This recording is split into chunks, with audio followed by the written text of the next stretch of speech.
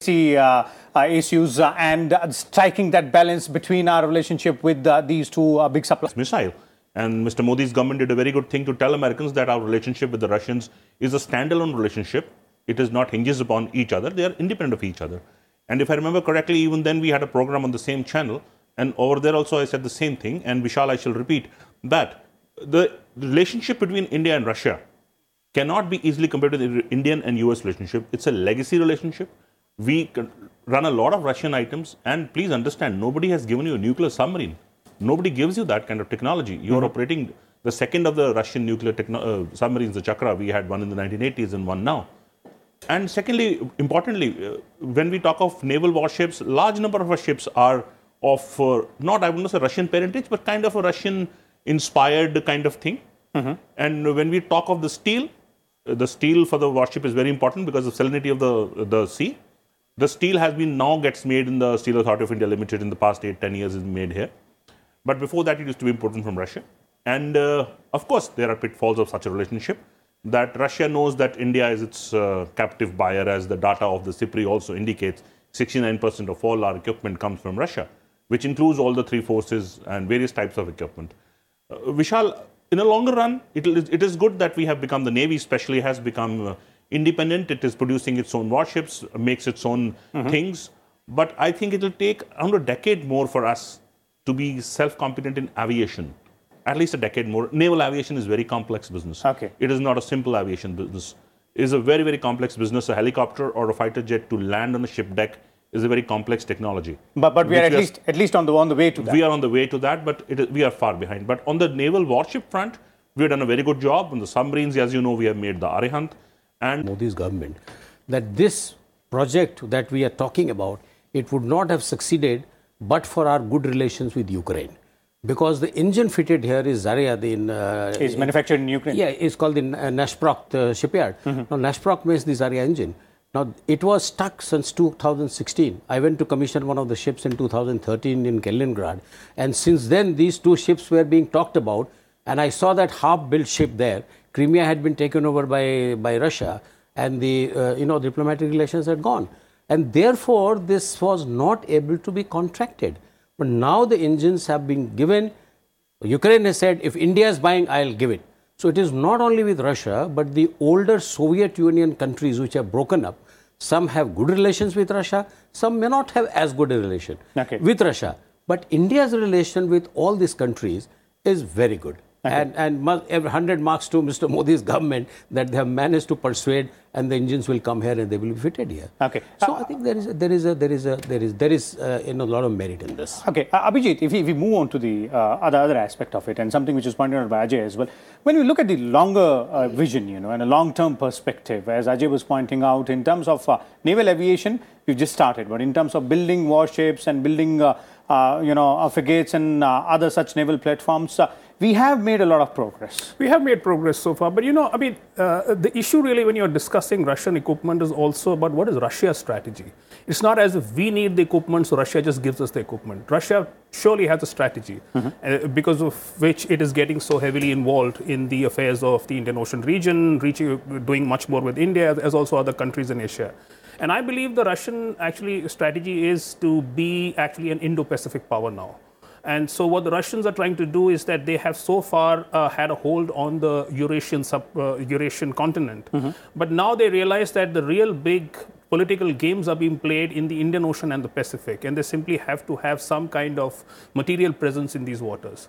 So bear in mind that India is not the only country that Russia is reaching out to. Russia is reaching out to Vietnam, it's reaching out to Myanmar, as also Pakistan. The Pakistani Vice Chief of Naval Staff was in St. Petersburg recently.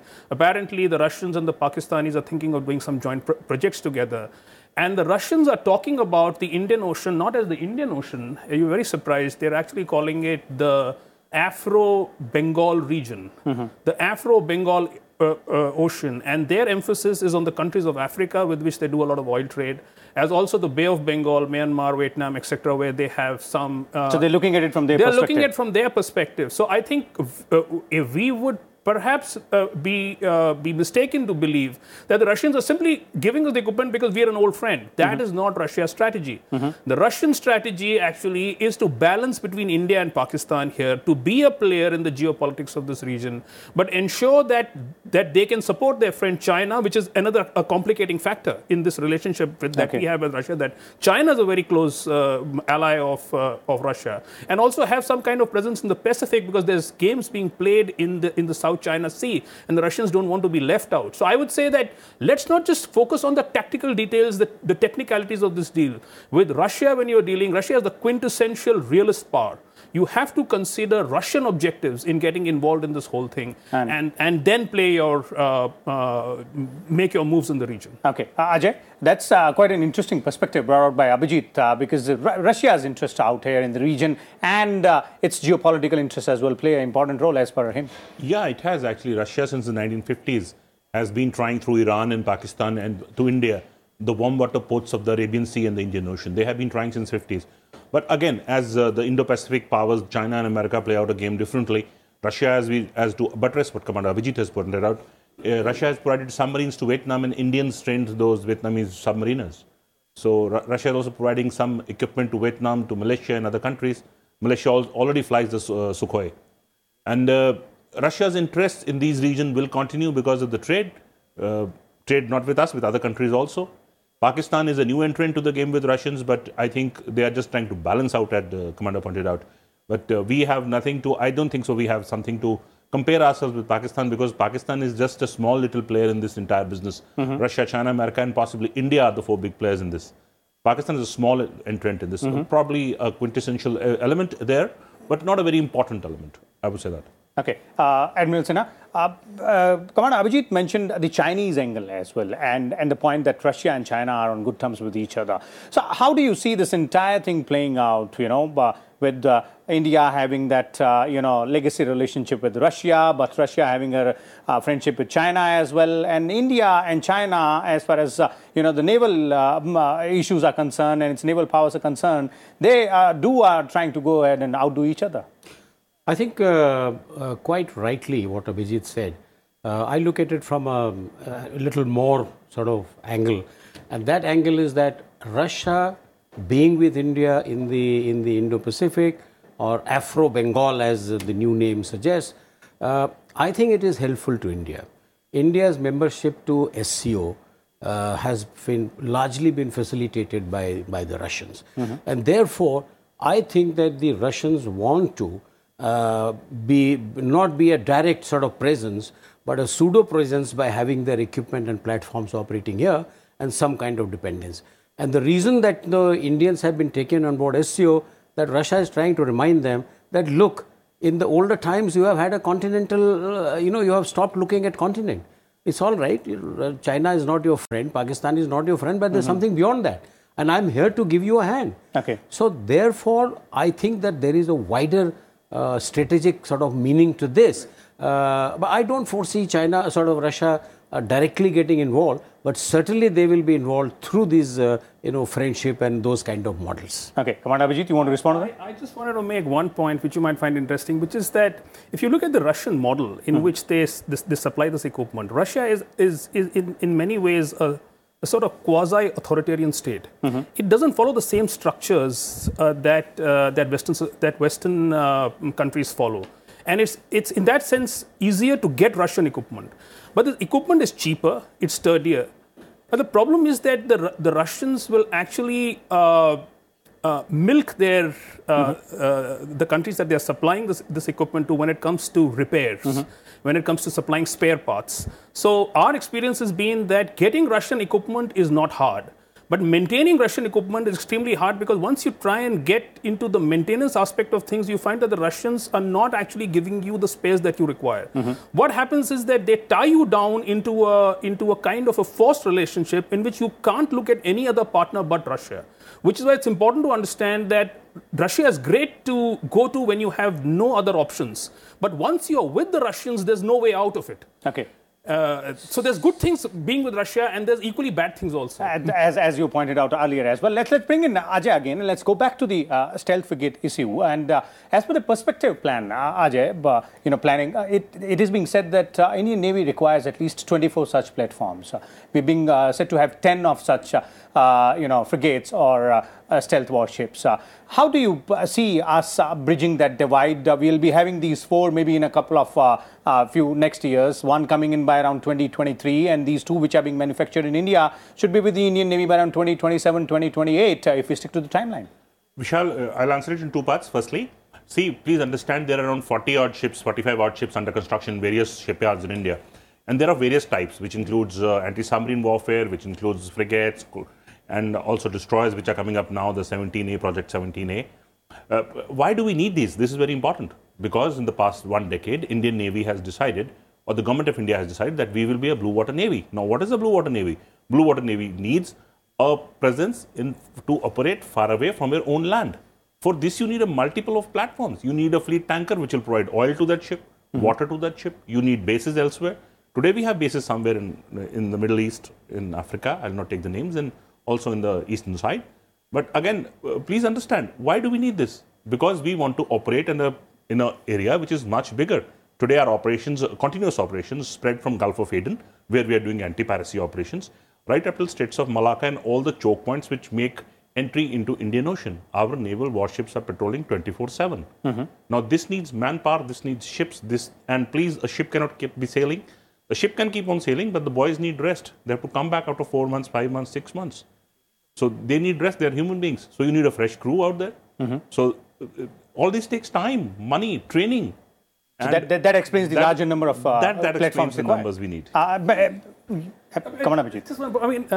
Ajay makes an excellent point. But the issue with Russia sometimes also is, I'm not being critical of Russia, I'm also saying this, that the price of the equipment that Russia gives you is quite attractive. Sometimes we go to Russia because we get this equipment at really, really cheap and attractive prices. We won't get this kind of equipment from any other country at the price that Russia is offering it to us. But once we get the equipment, then how we maintain the equipment is our outlook. Okay. Because the Russians don't sort of have any concept of life cycle maintenance. It's not like they're going to be with you and with that equipment, repair the equipment and keep the platform healthy and running for the duration of its life. Okay. So I'm saying that when we jump into these deals with Russia, we should keep this aspect in mind. Okay. Admiral Sinha, as far as long-term perspective is concerned. See, for the long-term perspective, I think Ajay has mentioned that as you see that, the geopolitics in the Indian Ocean has changed quite drastically. Navy was always ahead of the other countries in this area. It's still ahead. But now the new elephant in the Indian Ocean is the China.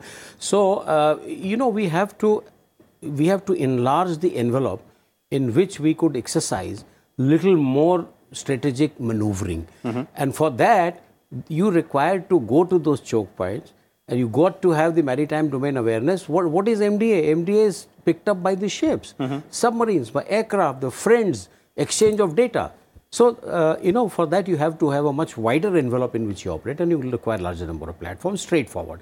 But coming back to the Russian catch, I think Abhijit is very right. The main reason is that when we do a contract, we have to do a contract with a company called Rosboron Export, which actually doesn't make anything.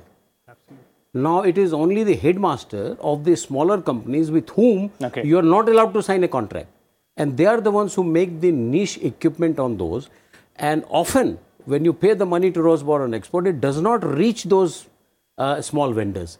And therefore when you send it for repair or you want a replacement, the Russians extract their money. Okay. Basically, there is. But apart from that Russian perspective, Commander Abhijit, last word from you on that long-term perspective, which was being pointed out by Ajay as well, and taking the China angle as well into consideration, expanding our capabilities. Which way are we moving, and how far before we go ahead and maybe outdo China or catch up with them? There's one thing that three of us have touched on in part during this conversation that we have, which is the need to have the equipment through which you can maintain some kind of predominance in your in your area of influence, which for us is the Indian Ocean region. I believe a critical deficit in the Indian Ocean region is ASW, anti-submarine warfare, the Admiral had just mentioned. And I think we are going to continue to ask our partners, US, Russia, and France, other countries, to give us the kind of equipment that we have a better idea of where the Chinese submarines are. We can sort of counter the Chinese ingress into the Indian Ocean region. Why this frigate deal is important, I think, because to a degree, this frigate is going to help us with our ASW needs. And also, I think our focus in the future is going to be on aircrafts like MH60, P8Is, and we are going to also be paying a lot of emphasis on getting submarines, both SSNs and SSKs. And there, Russia could be a partner. You never know with the new P75 India, Russia has sort of made a proposal. We could go with that. We could go with someone else. But in the future, a lot of our focus is going to be on the fact that China is outstripping us in terms of influence in the Indian Ocean region, and we will need all the help that we can. A lot of it is going to come from Russia. Okay. Ajay, concluding remarks from you on this. This program brought out that there are now 3 lines of being made frigates. The Mazagon Docks Limited in Mumbai, the GRSE in Calcutta, and now the Goa shipyard. We possibly need one more line to make ships faster, quicker, to beat China, because China is churning out a ship like nobody's business. Their speed of construction is, I would say, superb. Even if we match 50% of that, we have arrived. Okay, so wonderful. As our guests have pointed out, that one step at a time, we are making the moves, and it looks like that Indian Navy is making all those right moves to try and go ahead and augment its capabilities. We'll come back again next week with a different topic and different set of guests.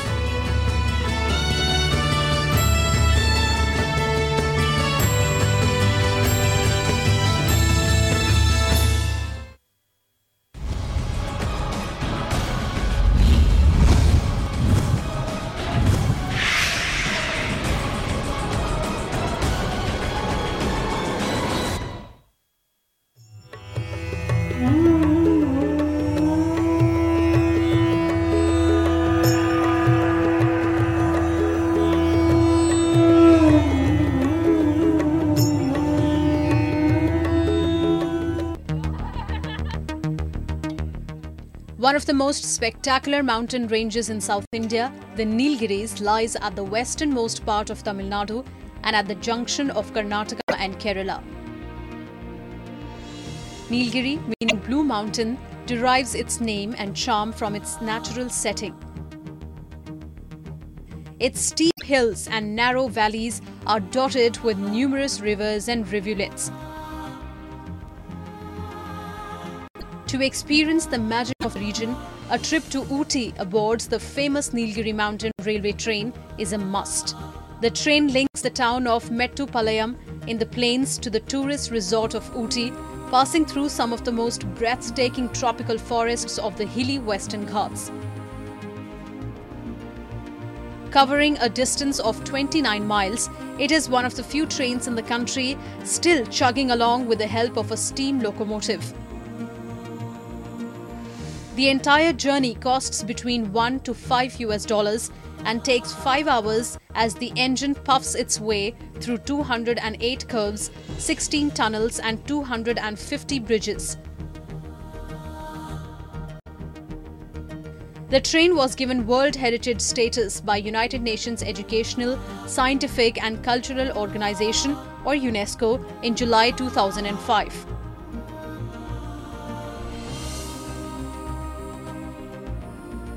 The fantastic views of the surroundings is really nice, and you go very slowly, so you can see everything perfect.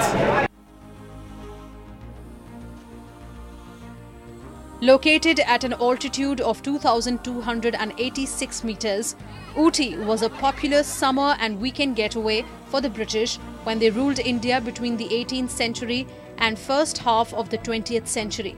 Today, each year, just in the summer vacations alone, over 500,000 tourists, foreign and domestic, visit the place.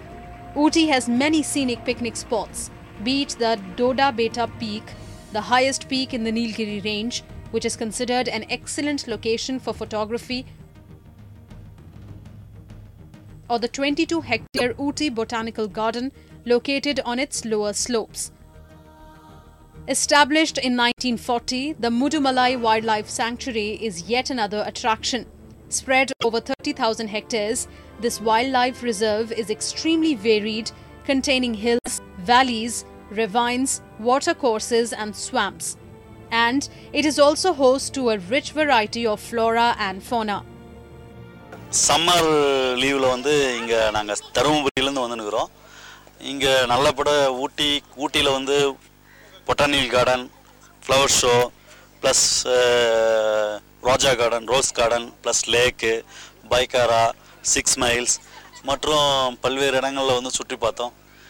நல்ல climate, இயற்கைக்கு எளிமையான நல்ல மனதுக்கு நல்ல இடமா இருக்குது. Landscaped by nature amidst the clouds-covered hillocks and rolling grass, a visit to Ooty is an experience of a lifetime.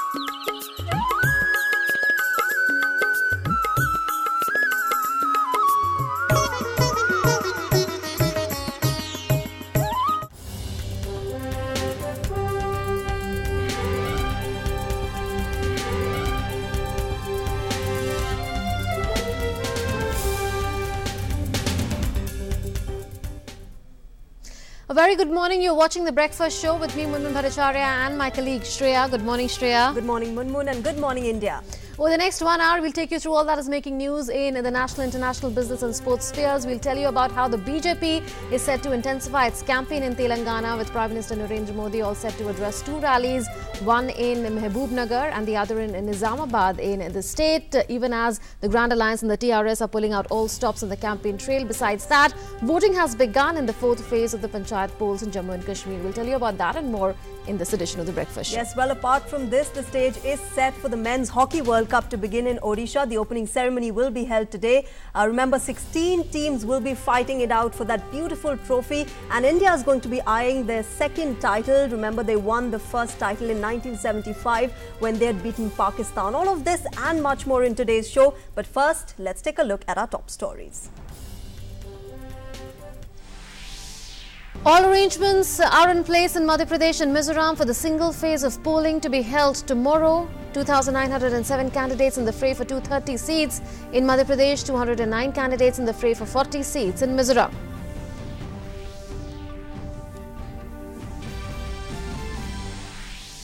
Campaigning gains momentum in poll-bound states of Rajasthan and Telangana. Prime Minister to address public rallies in Telangana. BJP National President to address rallies in Rajasthan.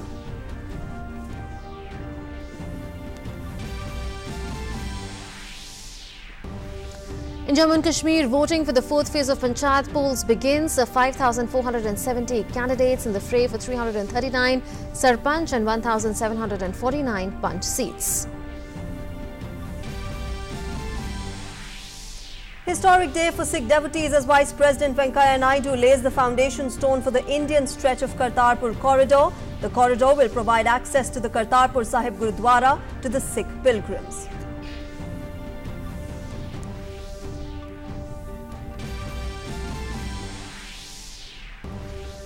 Big success for security forces in Chhattisgarh, and 9 Naxals neutralized in a joint operation of the CRPF, Police and Cobra Force in Sukma, Chhattisgarh.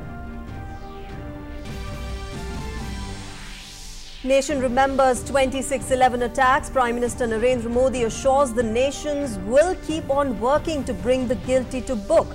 Government calls on Pakistan to give up double standards and expeditiously bring the perpetrators of the horrific attack to justice.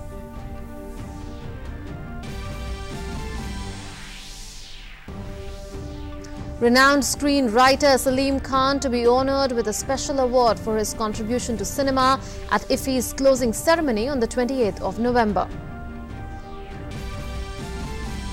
In international news, Maldives Supreme Court acquits former President Mohammad Nasheed on terror charges, says Nasheed was wrongfully charged. Former President was sentenced to 13-year jail term.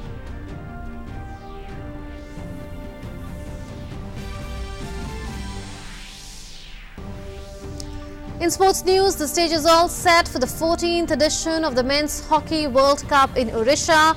Opening ceremony to be held in Bhubaneswar today. 16 countries to participate in the tournament.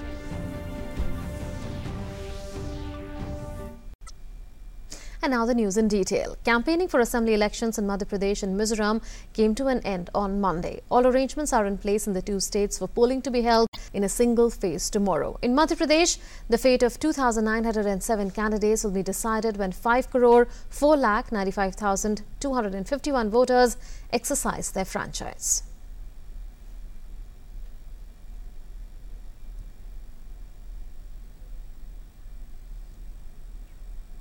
In Mizoram, 209 candidates are in the fray for the elections that will see 7,70,395 voters cast their votes.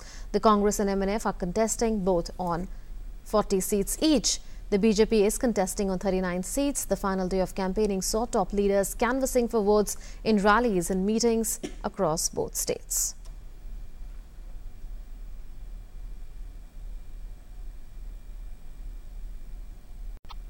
BJP President Amit Shah took out a roadshow in Indore while Congress President Rahul Gandhi campaigned in Rajasthan.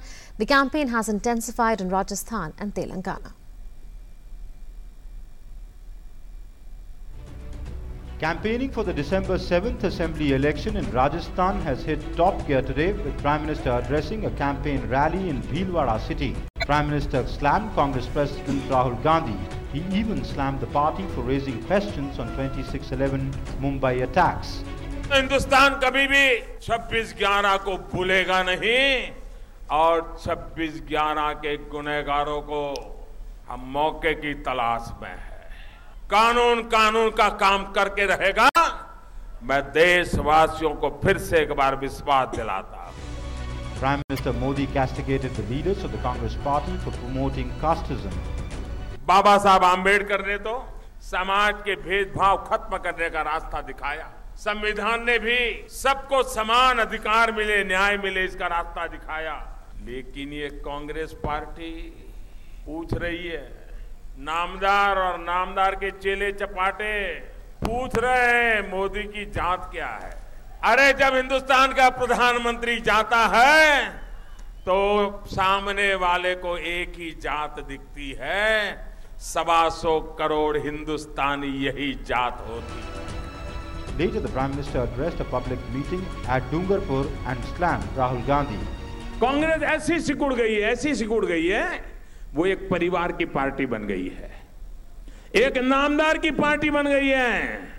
और कांग्रेस का तो उसूल है कि सबसे पहले नामदार, फिर नामदार का परिवार, उसके बाद परिवार के दरबारी, उसके बाद वोट बैंक के ठेकेदार, उसके बाद जातिवाद, उसके बाद देश उनको याद आता है। भाइयों बहनों, हमारे लिए तो दल से बड़ा देश है। Prime Minister Modi's campaigning ended with an address at Kota. Addressing the gathering, the Prime Minister said that the government had put a check on corruption and saved nearly 90,000 crore rupees. चुनाव में विकास के ही मंत्र को लेकर के राजस्थान को नई ऊंचाइयों पर ले जाने के लिए आप भारतीय जनता पार्टी की वसुंधरा जी की सरकार को दोबारा बनाइए। कांग्रेस पार्टी बाईं ओर देखे तो बोले ये मुख्यमंत्री होगा, दाहिनी ओर देखे तो बोले ये मुख्यमंत्री होगा। पर्दे के पीछे रखा है भाई। अगर जनता पर भरोसा नहीं है, राजस्थान में ये नामदार को आप पर भरोसा होना चाहिए कि नहीं होना चाहिए? जिनको आप पर विश्वास नहीं है, उन पर आप विश्वास करेंगे क्या? कोई करेगा क्या? जो हम पर विश्वास नहीं करते, उन पर हम विश्वास कर सकते हैं? मैं कहता हूं ऐसी कांग्रेस के प्रति कभी विश्वास मत कीजिए। Voting will take place in Rajasthan on the 7th of December. Campaigning is underway in full swing. Top leaders of various political parties are addressing rallies at different places to woo the voters. With Vishal Barista and Neeraj Singh, Anuj Yadav, DD News. Meanwhile, hectic campaigning is underway in Telangana and Rajasthan. Prime Minister Narendra Modi will address election rallies in Nizamabad and Mehboob-nagar in the poll-bound Telangana. And for more updates from the Prime Minister's rally, I'm joined by my colleague Ajay Vikram from Nizamabad. Good morning, Ajay. Now, interesting battle panning out there in the poll-bound Telangana. First of all, what are the issues that people are looking at to be resolved by whoever comes and forms the government in the state? जी बिल्कुल श्रेया, प्रधानमंत्री नरेंद्र मोदी तेलंगाना में अपने चुनावी rally का आगाज करने जा रहे हैं। निश्चित तौर पर तेलंगाना के लोगों की नजर है कि प्रधानमंत्री अपनी इस निजामाबाद की रैली से क्या कहने वाले हैं। जैसा कि हम लोगों ने देखा है कि प्रधानमंत्री अपनी रैलियों में जिस तरह से अलग अलग प्रदेशों में जाकर अपनी बातें कहते हैं और जिस तरह से अंतिम वक्त में जो चुनाव के समीकरण है उसको बदल देते हैं, उस लिहाज से भी काफी अहमियत मानी जा रही है प्रधानमंत्री की इस रैली को देखते हुए। मुद्दों की जहां तक आपने बात किया, निश्चित तौर पर यहाँ पर पिछले 4.5 सालों से टीआरएस की सरकार रही, तो टीआरएस ने किस तरह से लोगों के बीच में काम किया, क्या वो काम लोगों तक पहुंच पाए, वो एक बहुत बड़ा मुद्दा होगा। सबसे अहम मुद्दा यहाँ पर किसानों का है। श्रेया, सबसे अहम बात यह है कि टीआरएस ने यहाँ पर काफी लोक लुभावन स्कीम्स किसानों के लिए लाई थी। उसमें सबसे अहम रही है रैथू बंधु योजना, जो कि लोगों को, किसानों को 1 लाख की सहायता देने और उसके साथ ही साथ अन्य सहायताएं देने की बात की गई थी। इसके साथ ही साथ मिशन काकतीय भी यहाँ पर चला, क्या वो सफल हो पाया, क्या वो किसानों के बीच में जा पाया, ये सबसे अहम बात है और विपक्षी दल इस पर काफी हमलावर है। प्रधानमंत्री अपनी इस रैली में भी इस बात का जिक्र कर सकते हैं, संभावना ये है क्योंकि पिछले 4 सालों में यहाँ पर 4000 से ज्यादा किसानों ने आत्महत्या की है। यहाँ का किसान जो है वो बारिश पर ही आधारित है, हालांकि गोदावरी और कृष्णा नदियां हैं लेकिन निश्चित तौर पर बारिश पर आधारित है और 50 लाख से ज्यादा किसान है, तो ये काफी अहमियत रखता है। इसके साथ ही साथ लैंड एक्विजिशन बिल यहाँ पर केसीआर ने अपना एक अलग बिल लाया था, उसके बाद लैंड एक्विजिशन का जो काम हुआ उसमें काफी कुछ क्षेत्रों में नाराजगी की खबरें हैं। विपक्षी दल इसको भी मुद्दा बनाए हैं और उम्मीद की जा रही है कि ये भी एक मुद्दा बन सकता है। बेरोजगारी का मुद्दा यहाँ पर सबसे व्यापक तौर पर है और जो जनता के बीच में इसको लेकर काफी इस बात से भी इसकी गंभीरता समझी जा सकती है कि जो जितने भी मैनिफेस्टो है, चाहे केसीआर का जो मैनिफेस्टो है तेलंगाना राष्ट्र समिति का, उसमें भी कहा गया है कि जब उनकी सरकार आएगी तो बेरोजगारी भत्ता 3000 का दिया जाएगा। कांग्रेस ने भी अपना जो मैनिफेस्टो के बारे में बात किया है उसमें कहा है कि जो बेरोजगारी भत्ता है वो 3000 दिया जाएगा। लेकिन प्रधानमंत्री नरेंद्र मोदी जिस तरह से अपनी रैलियों में साफ तौर पर ये कहते हैं कि जो समस्या है उसका हल तात्कालिक हल नहीं होना चाहिए, दूरगामी हल निकाला जाना चाहिए और पिछले 4.5 सालों में अपने शासन के दौरान उन्होंने ये करके भी दिखाया है कि जो हल है वो दूरगामी हल होना चाहिए। तो ये जो लोक लुभावन स्कीम्स है उस पर जरूर प्रधानमंत्री की नजर होगी और ये और सबसे अहमियत की बात एक है, जो अंतिम बात जो यहाँ के चुनाव की सबसे अहम बात है, यहाँ पर महाकुटुंबी बनाया गया है। साफ तौर पर टीडीपी पहली बार कांग्रेस के साथ यहाँ पर चुनाव लड़ रही है, सीपीआई उसके साथ है और एक स्थानीय संगठन है वो भी यहाँ पर साथ है। तो निश्चित तौर पर ये चारों संगठन मिलकर एक साथ इस बार यहाँ पर चुनाव मैदान में लड़े हैं और जो प्रबल प्रतिद्वंदी कांग्रेस का टीडीपी रहा है वो इस बार कांग्रेस के साथ है। निश्चित तौर पर उस पर भी एक हमलावर जरूर रहेंगे प्रधानमंत्री, क्योंकि महागठबंधन को लेकर जिस तरह से प्रधानमंत्री हमेशा से कहे हैं कि महागठबंधन इस लिहाज से होना चाहिए कि लोगों का लाभ हो, न केवल सत्ता हासिल करने के लिए महागठबंधन होना चाहिए। ये सब ऐसी बातें हैं जो प्रधानमंत्री अपनी रैली में संबोधित कर सकते हैं, लेकिन इससे भी ज्यादा प्रधानमंत्री का लोग यहाँ पर इंतजार कर रहे हैं और प्रधानमंत्री जब यहाँ पर आएंगे तो वो क्या कहेंगे, उसके बाद लोगों की प्रतिक्रिया काफी रोचक होगी। जी। Absolutely, Ajay, you told us about the Grand Alliance which is in the fray. Besides that, there are two more main contenders, the BJP and the TRS. On what strategies are these three main contenders really working upon, and is the Congress being threatened really by the rebel factor? Is the BJP focusing on those seats where its margin was pretty thin, the loss margin was pretty thin in 2014 elections? जी बिल्कुल Nancy, इस बार कांग्रेस 119 सीटों में से 25 सीटें अपने सहयोगियों को दी है और वो जो 25 सीटें सहयोगियों को दी गई हैं, क्या वहां पे जो रिबेल्स हैं, जो विरोधी हैं, जो कांग्रेस से अलग होकर कहीं स्वतंत्र रूप से लड़ रहे हैं, कहीं टीआरएस में चले गए हैं, तो वो कितना नुकसान पहुंचा सकते हैं, ये काफी अहमियत रखेगी। हालांकि काफी डैमेज कंट्रोल की कोशिश की गई है कांग्रेस की तरफ से, लेकिन ये देखना काफी रोचक होगा कि ये जो रिबेल्स हैं वो क्या कर पाते हैं। इसके साथ ही साथ टीआरएस की जहां तक बात करें, इस पूरे चुनाव में टीआरएस अपनी 4 सालों के बीच में जो स्कीम्स थी, जो लोक लुभावन स्कीम्स थी, वो लेकर लोगों के बीच में गई है और उसके साथ ही साथ जो किसानों की जहां मैंने बात किया, इस बार फिर से टीआरएस ने कहा है कि वो एक बार सत्ता में आएगी तो किसानों को 1 लाख रुपए की सहायता दी जाएगी। इस तरह की बातें एक बार फिर से वो लोगों के बीच में लेकर गई है, तो क्या वो जनता उस पर यकीन कर पाएगी? दूसरी तरफ जो चिर प्रतिद्वंदी कांग्रेस का रहा है, टीडीपी इस बार कांग्रेस के साथ है, क्या ये इन दोनों के साथ आने से जनता के बीच में कोई असर पड़ेगा? ये भी काफी बड़ी परीक्षा है। कांग्रेस को उम्मीद है कि इस गठबंधन के बाद वो इस बार लड़ाई में आ पाएंगे, एक अच्छी लड़ाई लड़ पाएंगे, लेकिन भारतीय जनता पार्टी इन दोनों टीआरएस और जो महाकुटुंबी बना है, दोनों के खिलाफ अपना स्वतंत्र रूप से चुनाव लड़ रही है और सभी सीटों पर चुनाव लड़ रही है। तो भारतीय जनता पार्टी निश्चित तौर पर इस महाकुटुंबी पर और टीआरएस पर, दोनों पर हमला कर रही है और इस बार कोशिश है भारतीय जनता पार्टी की यहाँ पर कि वो अपनी अच्छी यहाँ पर मौजूदगी बना पाए और जो आगे बनने वाली सरकार है, या तो वो सरकार बनाए या फिर सरकार बनाने में उनकी बड़ी भूमिका हो पाए, ये लक्ष्य रहेगा। निश्चित तौर पर जैसा कि मैंने आपसे कहा कि महाकुटुंबी की बहुत बड़ी परीक्षा होनी है, क्योंकि जब आंध्र प्रदेश का विभाजन हुआ तो तेलंगाना और आंध्र बनने के बाद टीडीपी जिस तरह से यहाँ पर आई है कांग्रेस के साथ, जनता उसको किस तरह से स्वीकार करती है, ये काफी अहमियत रखेगा और इसका असर आंध्र प्रदेश की भी राजनीति पर निश्चित तौर पर पड़ेगा। तो ये काफी बड़ी बात है और ये एक जो तेलंगाना की राजनीति एक नए तरीके से गढ़ी जा रही है, उसकी जो परीक्षा है वो जब परिणाम आएंगे पता लगेगा कि ये जो नेताओं ने नया समीकरण बनाया है उसको जनता किस तरह से स्वीकार करती है। Right, Ajay. So the main contenders in the fray are pulling out all stops on the campaign trail. Thank you so much, Ajay, for those updates. Well, in Jammu and Kashmir, voting has begun for the fourth phase of Panchayat polls. The voting began at 8 a.m. and it will be ending at 2 p.m. in 639 polling stations in Kashmir and 1,979 in the Jammu division. 5,470 candidates were in the fray for 339 Sarpanch and 1,749 Panch seats in the fourth phase, while 99 Sarpanches and 969 Panches have been elected unopposed in this phase. In the areas going to polls in the fourth phase, the electorate of 4,72,160 will be voting for Sarpanch constituencies, while 3,32,502 people will be voting for the Panch constituencies. Meanwhile, an encounter is underway between security forces and terrorists at the Hafu area of Tral in Pulwama. The area has been cordoned off. More details are awaited.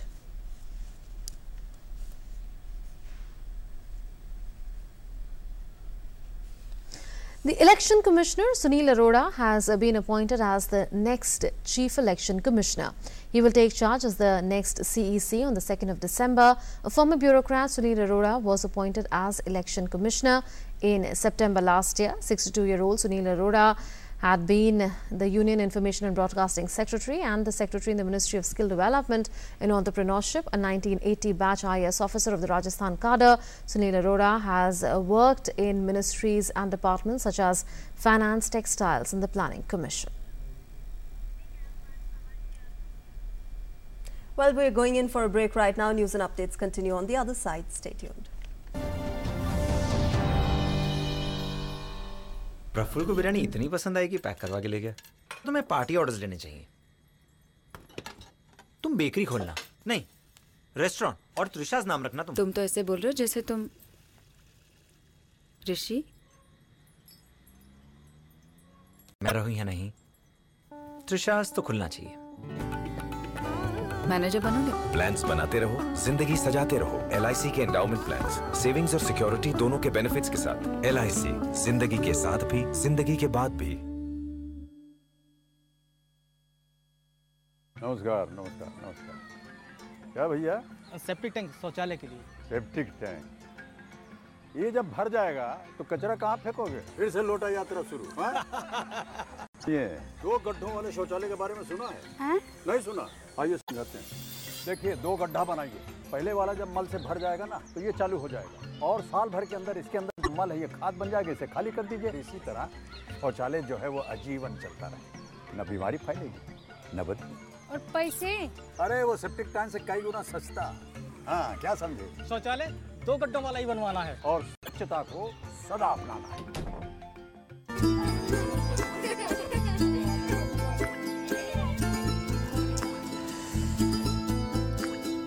मिठाई के साथ मटर के दाने? हाँ, ये सब तुम्हारे लिए हैं। लेकिन क्यों? माँ कहती है मटर के दाने शक्ति और बल का प्रतीक है। ये एक प्रथा है भाई, ताकि तुम हमेशा बलशाली रहो और वक्त पड़ने पर मेरी रक्षा कर सको।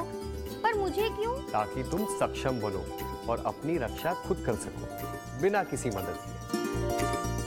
तुम्हारी सोच है औरों से जुदा, क्योंकि मेरी बहन है सबसे जुदा। आपकी बेटी भी है आपकी बेटों के बराबर, उसे समान रूप से दे फलने फूलने का अवसर।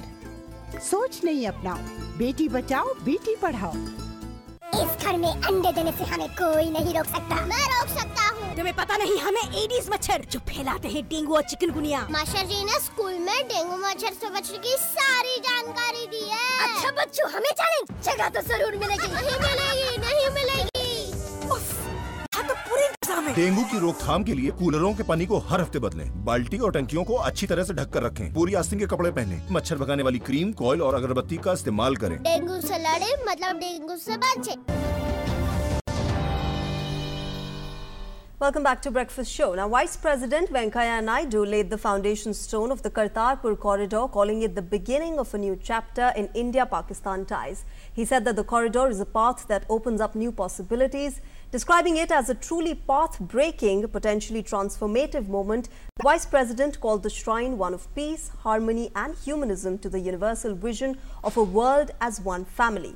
Now, the demand to set up a corridor had been discussed for nearly 2 decades and was finally fulfilled.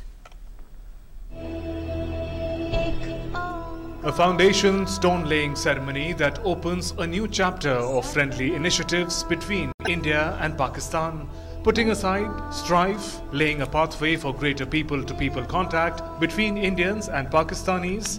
Vice President M. Venkaiah Naidu laid the foundation stone of Kartarpur Sahib corridor in the village Man in Dera Baba Nanak on Monday. With Punjab Chief Minister Captain Amrinder Singh by his side, Kartarpur Sahib Gurudwara is situated on the banks of River Ravi in Pakistan, about 3 to 4 kilometers from the Indo-Pak border. Sikh pilgrims will now have much easier access to the historic Gurudwara Darbar Sahib. Vice President said the corridor would become a unifier, building bridges across all chasms. This is a corridor to the shrine of peace, harmony and humanism, to the universal vision of world as one family, to the sublime ideals of service to humanity. This is a corridor that opens new doors. It is a path that opens up new possibilities. It is a unifier, building bridges across the world chasms. It promotes deepest understanding and a new resolve to connect the people of our two countries through love, empathy and invisible threads of common spiritual heritage. Vice President pointed out that the corridor sends a goodwill message, opening new doors and new possibilities. He highlighted that terrorism has no religion and is a global problem that needs global coordinated action to address. दुर्भाग्यपूर्ण है कुछ लोग, जैसा मैंने कहा, आतंकवाद को अपना पॉलिसी बना के हमारा इनोसेंट लोग के ऊपर उन आतंकवादियों के द्वारा हमला करवा रहे। ये हमारे लिए स्वीकार नहीं है। देश किसी हालत में इसको स्वीकार नहीं करेगा। At a program on Friday citing the collapse of Berlin Wall, Prime Minister said this corridor will pave the way for a brighter future. जन जन का जुड़ाव, पीपल टू पीपल कांटेक्ट, उसकी एक ताकत होती है। किसने सोचा था कि बर्लिन की दीवार गिर सकती है? शायद गुरु नानक देव जी के आशीर्वाद से करतारपुर का कॉरिडोर ये सिर्फ कॉरिडोर नहीं, जन जन को जोड़ने का एक बहुत बड़ा कारण बन सकता है। Not only Punjabis but millions of Sikhs the world over have been waiting for this corridor to be built, especially in time for the 550th birth anniversary of founder of Sikhism, Guru Nanak, that falls next year. The Union Cabinet cleared the construction of Kartarpur corridor at its meeting on 22nd November. The corridor will be constructed in Gurdaspur district from Dera Baba Nanak to international border. Kartarpur is located in Shakargarh, Narowal district of Pakistani Punjab. It was established by Guru Nanak, who spent 18 years of his life there. The Kartarpur corridor will be a joint development project and government will provide the pilgrims with all modern amenities along the route. Minister for Road Transport and Highways Nitin Gadkari said the corridor will be completed in 4 months. मुझे इस बात का अभिमान है कि ये बहुत ही पवित्र कार्य इसका शुभारंभ आज हो रहा है और मैं कोशिश करूंगा कि 4-4.5 महीने के अंदर ये काम को हम पूरा करके देंगे, ये भी आपको वचन देता हूँ। करतारपुर साहिब कॉरिडोर के निर्माण से पंजाब में पर्यटन को भी बढ़ावा मिलेगा, स्मारक का सिक्का और डाक टिकट भी जारी किया जाएगा। तीर्थयात्रियों और पर्यटकों के लिए एक विशेष ट्रेन भी चलाई जाएगी। Punjab Chief Minister Captain Amrinder Singh, Union Ministers Harsimrat Kaur Badal, Hardeep Singh Puri and Vijay Sampla were present on the occasion. Prime Minister of Pakistan Imran Khan will inaugurate the project from the Pakistan side on November 28th. Union Ministers Harsimrat Kaur Badal and Hardeep Singh Puri will represent the Government of India at the program. People expect the corridor to not only connect but also reduce hostility between the two neighbours. With Usha Pawar and Urmalesh from Kartarpur, DD News. External Affairs Minister Sushma Swaraj yesterday held delegation-level talks with the Romanian counterpart Teodor Milescanu in New Delhi. Both the leaders discussed diversifying historical relations and boosting cooperation in the fields of agriculture, ICT, health and pharmaceuticals, education, culture and tourism. The External Affairs Minister also held bilateral talks with the Maldivian counterpart Abdullah Shahid and asserted that India attaches highest importance to its relationship with the Maldives. She told the visiting minister that New Delhi stands ready to fully support the new government in Mali. The Maldivian Foreign Minister reiterated his government's India First policy and conveyed that his government looked forward to working closely with India on all issues. A joint statement issued after the talk said that the newly elected Maldivian President Ibrahim Mohamed Solih will visit India on the 17th of December. In a big achievement for the security forces, a joint operation by Cobra Force, CRPF and Chhattisgarh Police, they neutralized 9 Naxals on Monday. The joint operation of DRG of Chhattisgarh Police and teams of 206 and 208 Cobra CRPF was carried out in Sukma district in the core area of CPI Maoist. Now, 2 policemen were martyred in the operation. Bodies of Naxals have been recovered from Sakler. 1 has been seriously injured. The Naxal has also been captured. The forces are continuing search operations in the area. Now, it is a big achievement of the security forces in which dead bodies of slain Naxals are being brought from their core area. President Ramnath Kovind led the nation in remembering the victims of the 26/11 Mumbai terror attacks. The president termed the attack as an attack on democracy. Prime Minister Narendra Modi also saluted the bravery and valour of police and security forces who laid down their lives during the gruesome terror attacks in Mumbai. Addressing a rally in Rajasthan, the Prime Minister said that the country will never forget the cowardly attack and will keep up the efforts to bring the guilty to justice.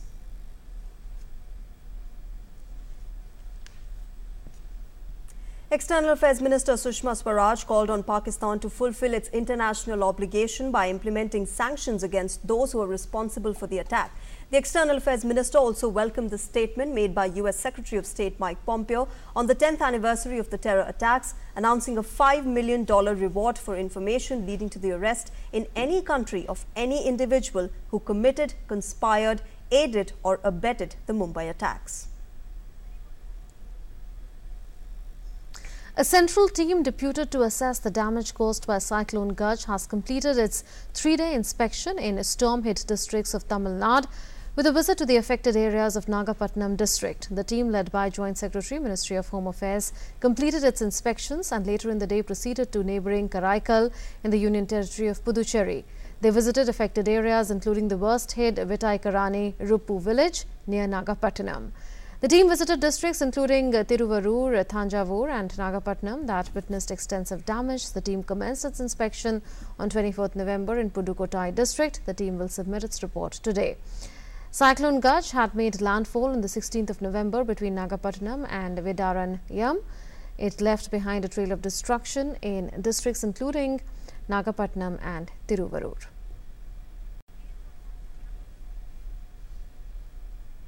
Renowned screenwriter Salim Khan will be honoured with a special award for his contribution to cinema at the 49th IFFI's closing ceremony on the 28th of November. Here's our report. The 49th edition of the International Film Festival of India, IFFI, themed on New India to honour prominent personalities for their contributions. Bollywood's popular scriptwriter Salim Khan will be presented with the IFFI Special Award at the closing ceremony of IFFI for his lifetime contribution to cinema. The 83-year-old writer will be presented with a cash prize of 10 lakh rupees, a certificate and a shawl. Union Minister of State for Information and Broadcasting Rajyavardhan Rathore made the announcement on Twitter. He said, "It's a privilege for IFFI to honour Salim Khan for his outstanding contribution to Indian cinema at IFFI 2018. Join in presenting the award at the closing ceremony." Salim Khan, one half of the famous writer duo Salim Javed, credited for penning popular films like Sholay and Zanjeer among others. Salim Khan was born on November 24, 1935 at Indore. He has also registered a memorable contribution as an actor in several movies.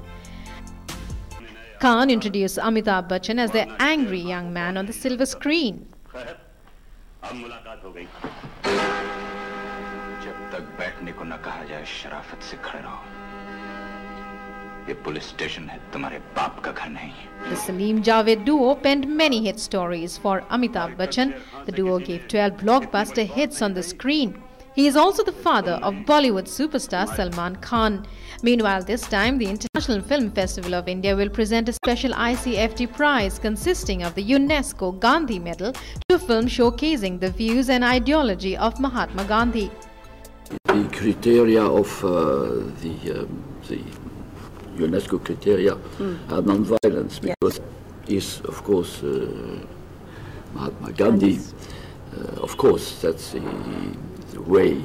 Otherwise, we have to have all our jury here. You can imagine also the time we have to spend all the films and then to select one. So the pre-selection, I may say, is well done.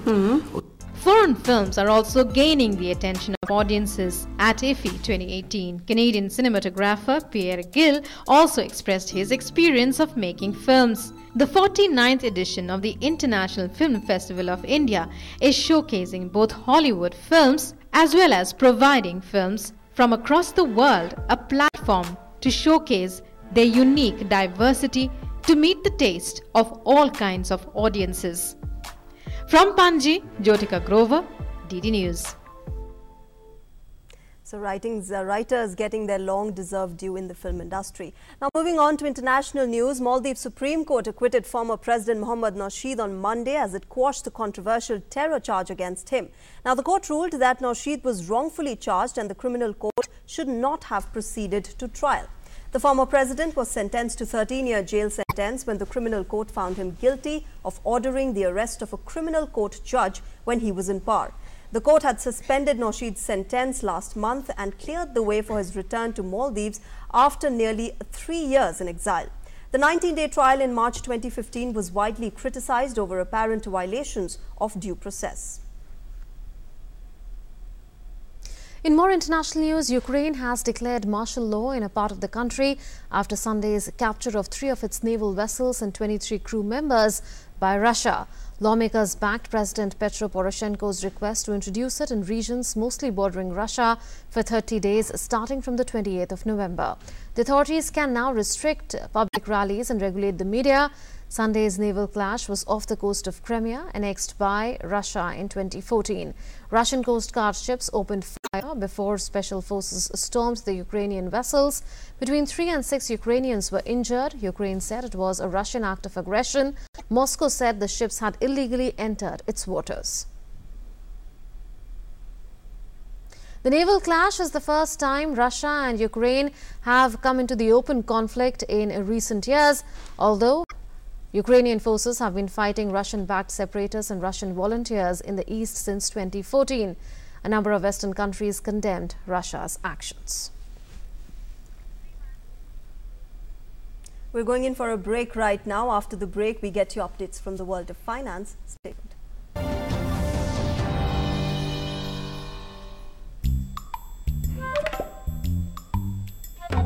खरीदते समय पूरी बात देखिए ना, +F का निशान। +F? रोज के खाने में कई पौष्टिक तत्वों की कमी रह ही जाती है, इसलिए आटा, चावल, नमक, तेल और दूध खरीदते समय प्रोडक्ट पे +F के निशान पे नजर रखिए। इनमें विटामिन और आयरन जैसे तत्व नियमित और बारीक मात्रा में डाले जाते हैं, इसलिए देखने, पकाने के तरीके और स्वाद में कोई फर्क ही नहीं। तो डालते ही क्यों है? सिर्फ एक चीज पे बहुत फर्क पड़ता है, सेहत पे। संपूर्ण पोषण, स्वस्थ जीवन। आज से ही +F निशान के पदार्थ अपनाइए। नमस्कार, नमस्कार, नमस्कार। क्या भैया? सेप्टिक टैंक शौचालय के लिए। सेप्टिक टैंक, ये जब भर जाएगा तो कचरा कहाँ फेंकोगे? फिर से लौटा यात्रा शुरू। सुनिए, 2 गड्ढों वाले शौचालय के बारे में सुना है? नहीं सुना? आइए समझाते हैं। देखिए, 2 गड्ढा बनाइए। पहले वाला जब मल से भर जाएगा ना, तो ये चालू हो जाएगा और साल भर के अंदर इसके अंदर जो मल है ये खाद बन जाएगा, इसे खाली कर दीजिए। इसी तरह शौचालय जो है वो आजीवन चलता रहे, न बीमारी फैलेगी न बदबू। और पैसे?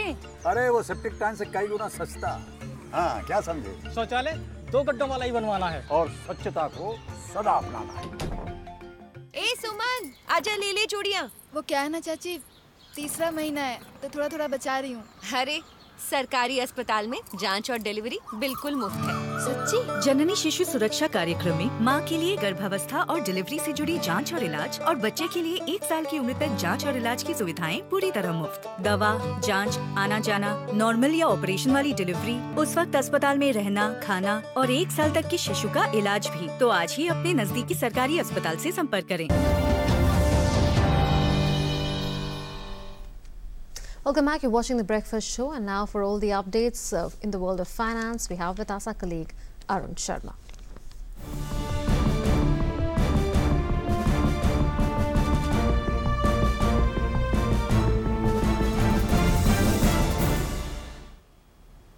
Thanks, Monmon and Shreya, and let's start with the top lines in finance world. Public sector banks are likely to receive 42,000 crore in capital infusion over the next 4 months as part of the 2 lakh crore PSU bank recapitalization plan announced by the government last year. Well, the recapitalization will improve the financial health of the PSU banks.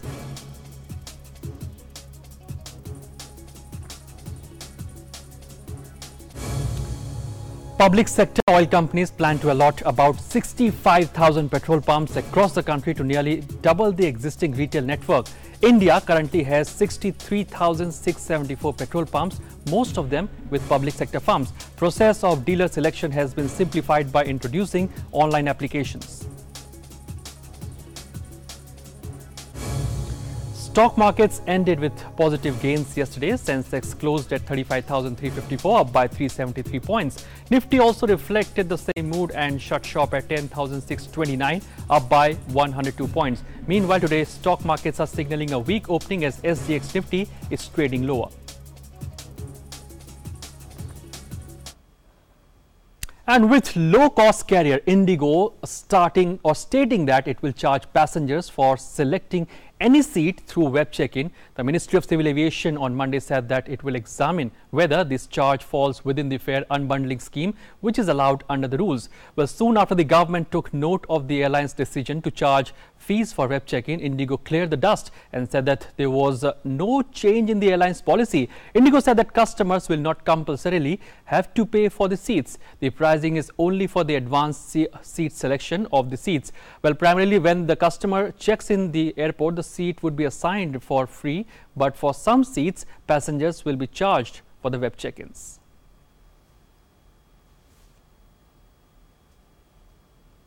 Well, so that's it in Finance World. Back to you, Monmon and Shreya.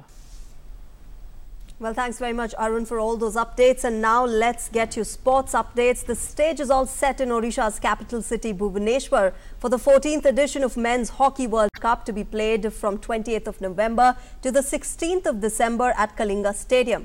Now, the opening ceremony will be held in Bhubaneswar today. 16 countries are participating in this tournament, and India will meet South Africa, while Belgium will face Canada in their inaugural matches tomorrow.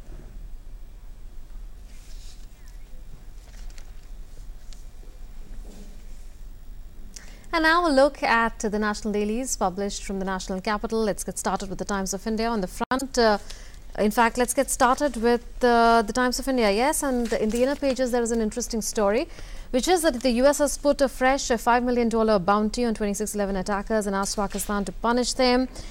Mike Pompeo, who is the US Secretary of State, has called upon Pakistan and other nations to uphold their UNSC obligations to implement sanctions against those responsible for the atrocity, including LET and its affiliates. And thus, the US government has made it quite clear to Islamabad that the Trump administration was not happy with the slow pace of trial involving the 7 LET suspects, including the operations commander Zakir Rahman Lakhvi, who is out on bail. So, a shot in the arm, really, insofar as India is concerned. 166 people, including some Americans, died in 2611, 10 years ago.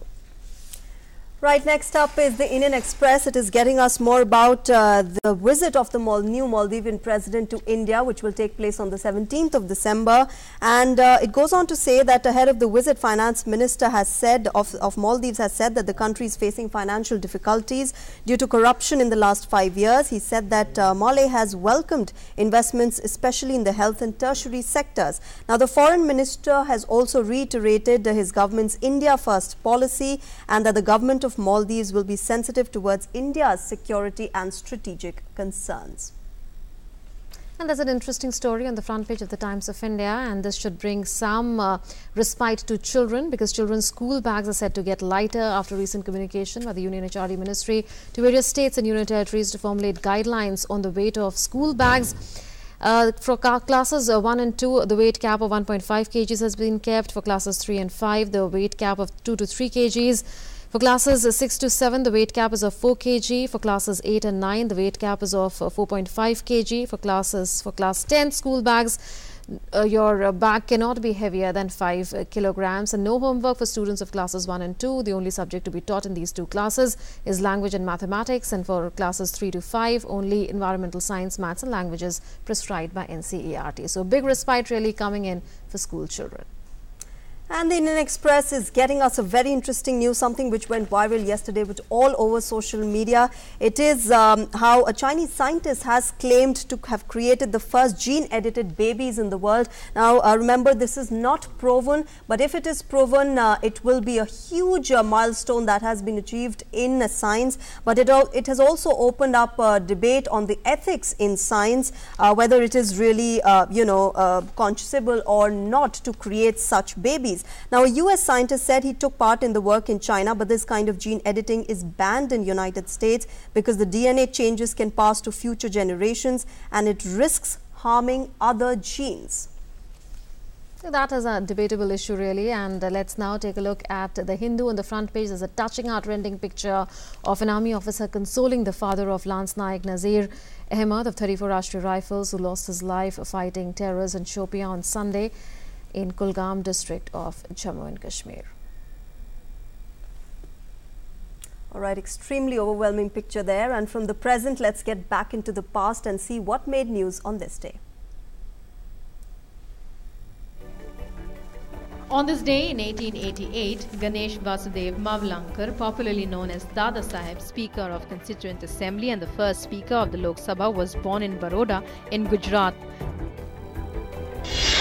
On this day in 1895, Alfred Nobel, explosives magnate, signed his last will and testament at the Swedish-Norwegian Club in Paris, setting aside his estate to establish the Nobel Prize after his death. On the same day in 1907, Harivansh Rai Bachchan, noted poet of the Nai Kavita, was born in Allahabad. He is best known for his early work, Madhushala. He was honoured with the Padma Bhushan for his immense contribution to Hindi literature in 1976. On this day in 2008, 7th Prime Minister Vishwanath Pratap Singh, who championed the cause of backward castes, passed away in New Delhi. He also served as the Chief Minister of Uttar Pradesh, Minister of Finance and Minister of Defence at the centre before he became the Prime Minister in 1989. A look now at the events listed for later today. The 7-member interministerial team deputed by the centre to assess the damages caused by Cyclone Gaja will submit its report to the union government. Polling for the 4th phase of Panchayat elections at 2,618 polling stations across Jammu and Kashmir is underway amidst tight security. 5,470 candidates are in the fray for 339 Sarpanch and 1,749 Panch seats in this phase. Princess Mahachakri Sirindhorn of Thailand to visit Tripura on a day-long visit. The Thai princess will visit historical and archaeological sites during her visit to Tripura. European Union's highest court to hear case on the Brexit process, reviewing whether Britain can unilaterally withdraw its decision to leave the EU. Opening ceremony of Odisha Men's Hockey World Cup to be held at Kalinga Stadium in Bhubaneswar. Bollywood star Shah Rukh Khan is among the celebrities who will perform at the ceremony. Let's get to our health tip for the day, where we are focusing on obesity, and here's how you can maintain a healthy body and weight and keep several diseases at bay.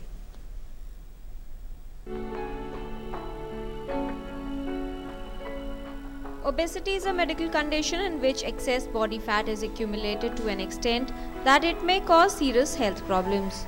Obesity reduces life expectancy. According to WHO criteria, when we say that BMI for Asian countries like India and other Asian countries, the WHO has decreased the cutoff, and it has been said that between 23 3.5 to 25 it is overweight, and above 25 this is called as obesity. Most important complications it can lead to is cardiovascular diseases. It can lead to hypertension, it can lead to stroke, it can lead to cardiac involvement in the form of myocardial infarctions. It leads to a state which causes insulin resistance, and this is the hallmark of metabolic syndrome, that there is an insulin resistance which will lead to diabetes, and further it can lead to musculoskeletal complications such as osteoarthritis. Obesity is now emerging as a threat for kids and adolescents. The trigger to obesity in poor lifestyle and dietary choices are very much visible. It has been recommended that for young adults, they should do 60 minutes of exercise daily, out of which 50% of them should be brisk walking or normal workouts. 15 minutes should be done on some sort of light exercises, and 15 minutes should be muscle strengthening exercise. Or for the adult patients, they should do at least 150 minutes per week. That comes out to be around 25 minutes a day of brisk walking is sufficient. There are many drugs which are prescribed for the obesity, but none of them has been proven very efficacious. So developing healthy eating habits is must. You should avoid fats, you should avoid processed foods, you should avoid high carbohydrates, diet rich in protein and low in sugar should be taken. Lifestyle modification is the key to fight being overweight. Take first step to make healthier lifestyle choices in your diet and exercise for weight reduction and reduce the risk of lifestyle diseases. Kiran Bhardwaj, DD News. So watch your weight and live longer and healthier. Well, one of the most pious of good deeds is feeding the starving. Close to 1 billion people, 1/8 of the world's population, still live in hunger. Each year, 2 million children die of malnutrition. This is happening at a time when doctors are warning of the spread of obesity. A group of youngsters in Chambal in Madhya Pradesh are trying to do their bit towards a more balanced world through a unique initiative, the Roti Bank.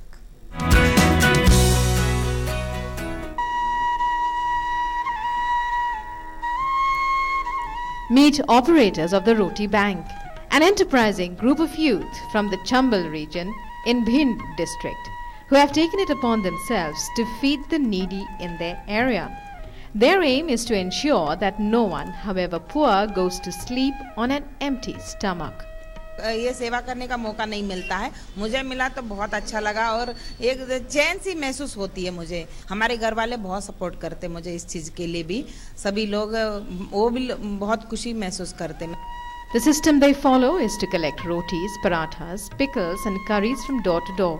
They then pack these items themselves into 30 tiffin boxes, after which they distribute the food. Delicious, nutritious and fresh. रोज खाना खाते हैं और अच्छा भी खाना खवाते हैं सब लोग। खाने में कोई सभी खाने में नाम एक भी है, मटर पनीर है, कहते कोई आता है दाल है, उड़द की चने की मिक्सर, और कोई चावल भी है, पूरी वगैरह भी है, और सब्जी आती है जो कच्चे बन के आती है। काफ़ी साल से खाना भी ना उपयोग अच्छा तरह से चल रहा है। A name synonymous for ages with dacoity and ruthless lawlessness, the Chambal is witnessing a silent revolution that is giving succor and healing to many. Born of the compassion and sense of giving of a small group of youth, the Roti Bank initiative speaks volumes of the spirit that dwells among the people here, a spirit to do what one can to make the world a better place. Pooja P. Vardhan's report from Bhopal for DD News. Well, you know, it's said hunger is not an issue of charity, it is more about justice, and all of us should do our bit, and in the smallest steps we can feed the needy, the first being not wasting food. After that, let's take a look at the weather forecast from your city.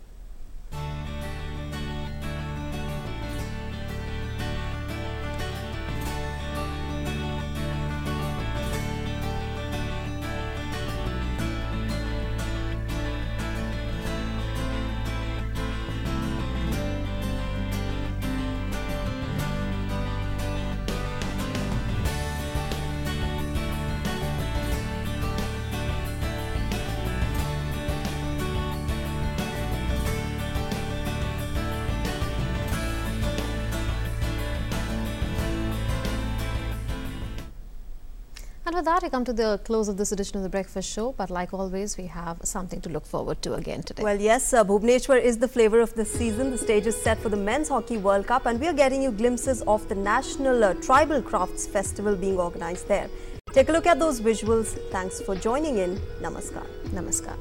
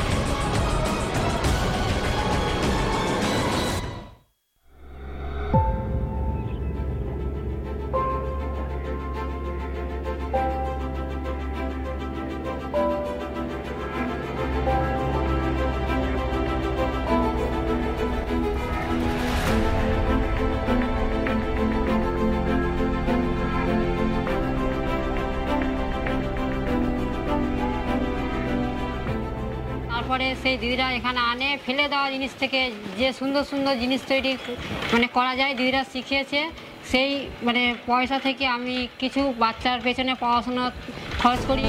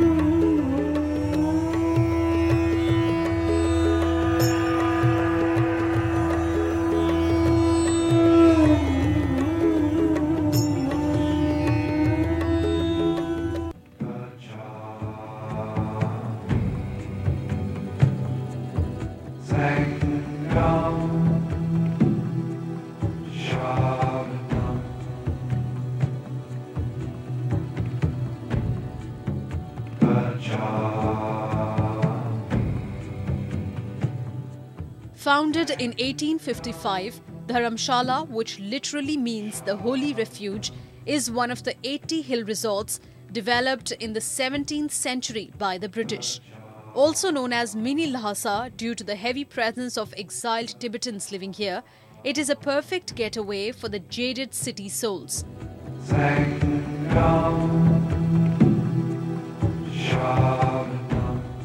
The Tibetan influence makes Dharamshala a unique cultural cocktail.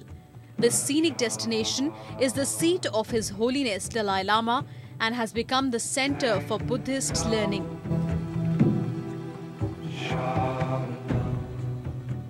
We like to see everything we can, you know.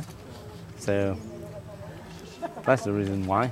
Maybe some want to know more about Buddhism. Well, it's a pity we can't meet the Dalai Lama. We'd like to meet him. I know it's impossible. Well, he was in France a few weeks ago. But it's a good place to study. It's a good place to get acquainted with many aspects of Tibetan culture. I mean, this is the main draw, I think, for most Westerners who come to this area. There are many, many, many reasons to go different places in India for Indian culture. But probably the Westerners who come here are first attracted to the Tibetan culture. At Mekliautganj, the main suburb of Dharamshala, one can sample the Tibetan culture. Visit the Namgyalma Stupa at the center of McLeodganj. Or check out the large gilded bronzes of the Buddha. And the giant prayer wheels are sure to give you an otherworldly feel. You can also get a piece of Tibetan culture to take back home. This town is known for Tibetan handicrafts, thangka, which are painted or embroidered Buddhist banner, garments and other souvenirs. That's not all. Various Buddhist festivals that take place throughout the year will also keep you enthralled. I'm here because we are staying in Mugotlang, and we wanted to make a day tour and see the area here and see the waterfalls, but also look around for the temples. We've been to the temple in McLeodganj, and just get to know a little bit more about the people, the very friendly people, the area, everything around here.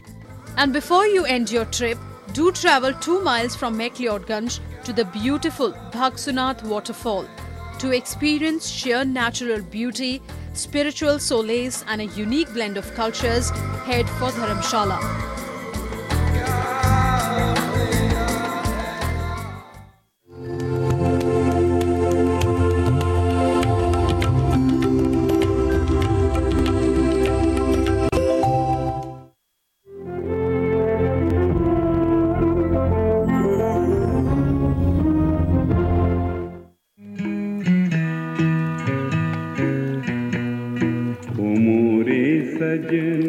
चले कहाँ तुम विनती करी तेरी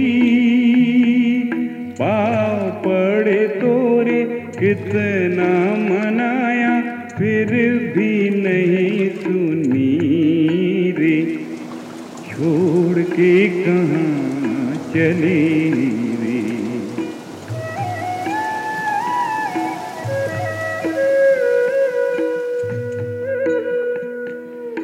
घिरत रात अंधेरा डरावे लोहित मोहे रुलावे पंछी अकेला सुना है बसेरा बाट तकत तोरे आवन की छोड़ के कहाँ चले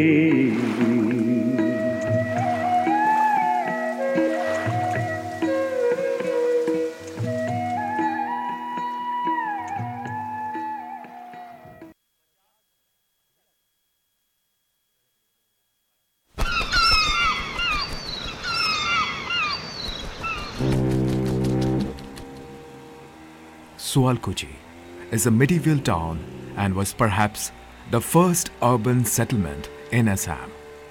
Sualo is the tree from which the leaves are fed to the Muga silkworm. And Theria, Asama and Kuchi means cluster. The basically four most important types of silk found in Assam are Muga, Pat, Mezankari and Eri. Sualkuchi, the biggest village of Assam with a population of around 50,000, is situated on the north bank of the mighty river Brahmaputra. Sualkuchi produces over 6 million meters of white and golden Assam silk, indigenously called Pat silk and Muga silk. The total number of looms in Sualkuchi are about 20,502 in the 2002 to 2003 census, of which 10,398 are engaged in producing white Pat silk and 9,602 produce golden Muga silk. The weavers produce the cloth using 0.5 million kgs of silk thread everywhere, every day. 17,000 weavers are engaged simultaneously in their looms, deftly designing the silkwear. The tradition of weaving in Sualkuchi can be traced to the 11th century, when Dharmapal of the Pala dynasty sponsored the craft and brought 26 weaving families from Tantikuchi to Sualkuchi. Sualkuchi, the village, took shape as a weaver's village when the Ahoms occupied Sualkuchi, defeating the Mughals in the mid-17th century. Sualkuchi today is not merely a village, but an urban township that symbolizes the art and culture of Assamese society. It is situated 32 kilometers away from Guwahati, the capital of Assam, and it's the seat of traditional Assamese silk weaving. The village presents ample opportunities to experience the rich history and local culture. The community around this place is generally of an Assamese descent. We found, to our delight, the details about Muga and Paat silk. Muga is a special type of silk. It is made from a race of wild silk moths that lives only in the Sualkuchi village in Assam, India. The villagers in this region gather the cocoons in the wild and then semi-cultivate larvae raising from the eggs of the wild moths that emerge. It is an exceptional and labor-intensive process to obtain the exquisite golden fiber from these wild silkworms. It is thought by some that this golden Muga silk is the fabled yellow silk that in China only the Emperor of China is permitted to wear. This fabric is one of the world's treasures of fine silk fabrics. It is raised, reeled or spun and woven on a village scale in only this one area of India. The looms used are foot-powered, fly shuttle, hand-operated looms that produce a characteristically uneven fiber. Paat silk is a variant of the Muga silk. Mahatma Gandhiji complimented the Assamese weavers as artists who could weave dreams through their looms. Hajo is an ancient pilgrimage center for three religions, Hindus, Buddhists and Muslims. It lies on the banks of the Brahmaputra river, 24 kilometers from the city of Guwahati in the state of Assam in India. The area is dotted with a number of ancient temples as well as other sacred artifacts. A sleepy place dotted with a number of temples, brass and bell metal works and namghars, the traditional Assamese community prayer halls. It distinguishes itself by being a rare pilgrimage center for all three religions. The Hindus and the Buddhists share their most sacred shrine in that area, the Hayagriba Madhav Temple. The Hayagriba Madhav Temple, placed on a hillock called Manikuta, has below it a large pond called Apurbanabha, which has a number of huge tortoises, and anyone bathing there is supposed to be freed from the cycle of rebirth. For the Hindus, the temple finds mention in the ancient Hindu scriptures called Kalika Purana and Yogini Tantra, mentioning the deity as Vishnu, whereas the Buddhists believe that it was here in this temple the Lord Buddha had attained his nirvana.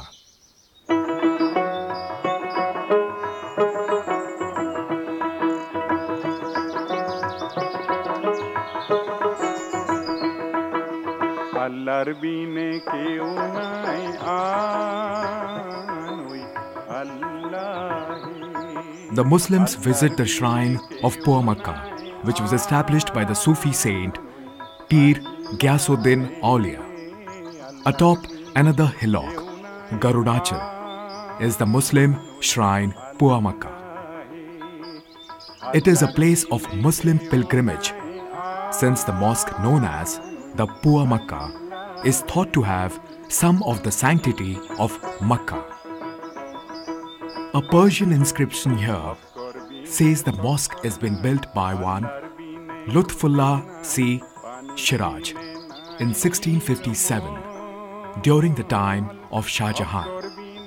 It is said that a apua, a quarter of a sur of earth, was brought from Makkah to start this mosque, and that's the name Pua Makkah. Muslims believe that a visit to Pua Makkah is like making a pilgrimage to the Holy Land itself.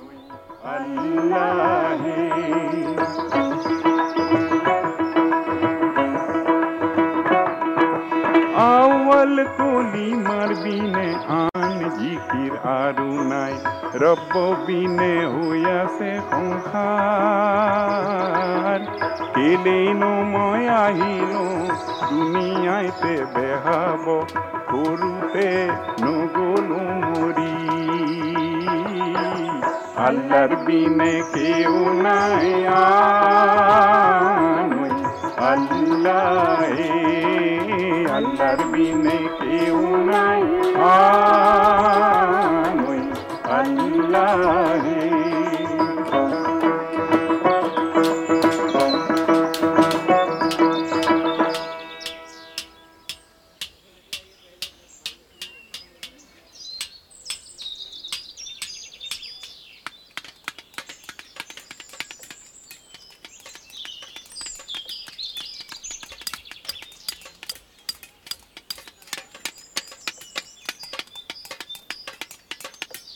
Hajo Pua Makkah are also a center of the bell metal manufacturing industry.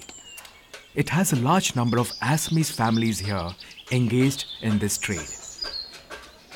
The bell metal industry is one of the oldest traditional cottage industries and gained momentum especially during the Ahom rule, before the advent of the British. The usual items of production of the bell metal industry are kahi, bati, banbati, horai, bota, bhortal, lota, etc. The basic raw material is bell metal, which is an alloy of 77% copper and 23% tin. Other raw materials required are charcoal, lac, clay, jute fiber, rice bran and mustard oil. Lac is used for polishing the finished product. Clay, jute fiber and bran are used to make the containers, wherein scrap is melted. The oil is needed to smoothen the interior of the molds. The process of manufacturing is melting and pouring, smoothing, shaping and cooling, cleaning, finishing and riveting.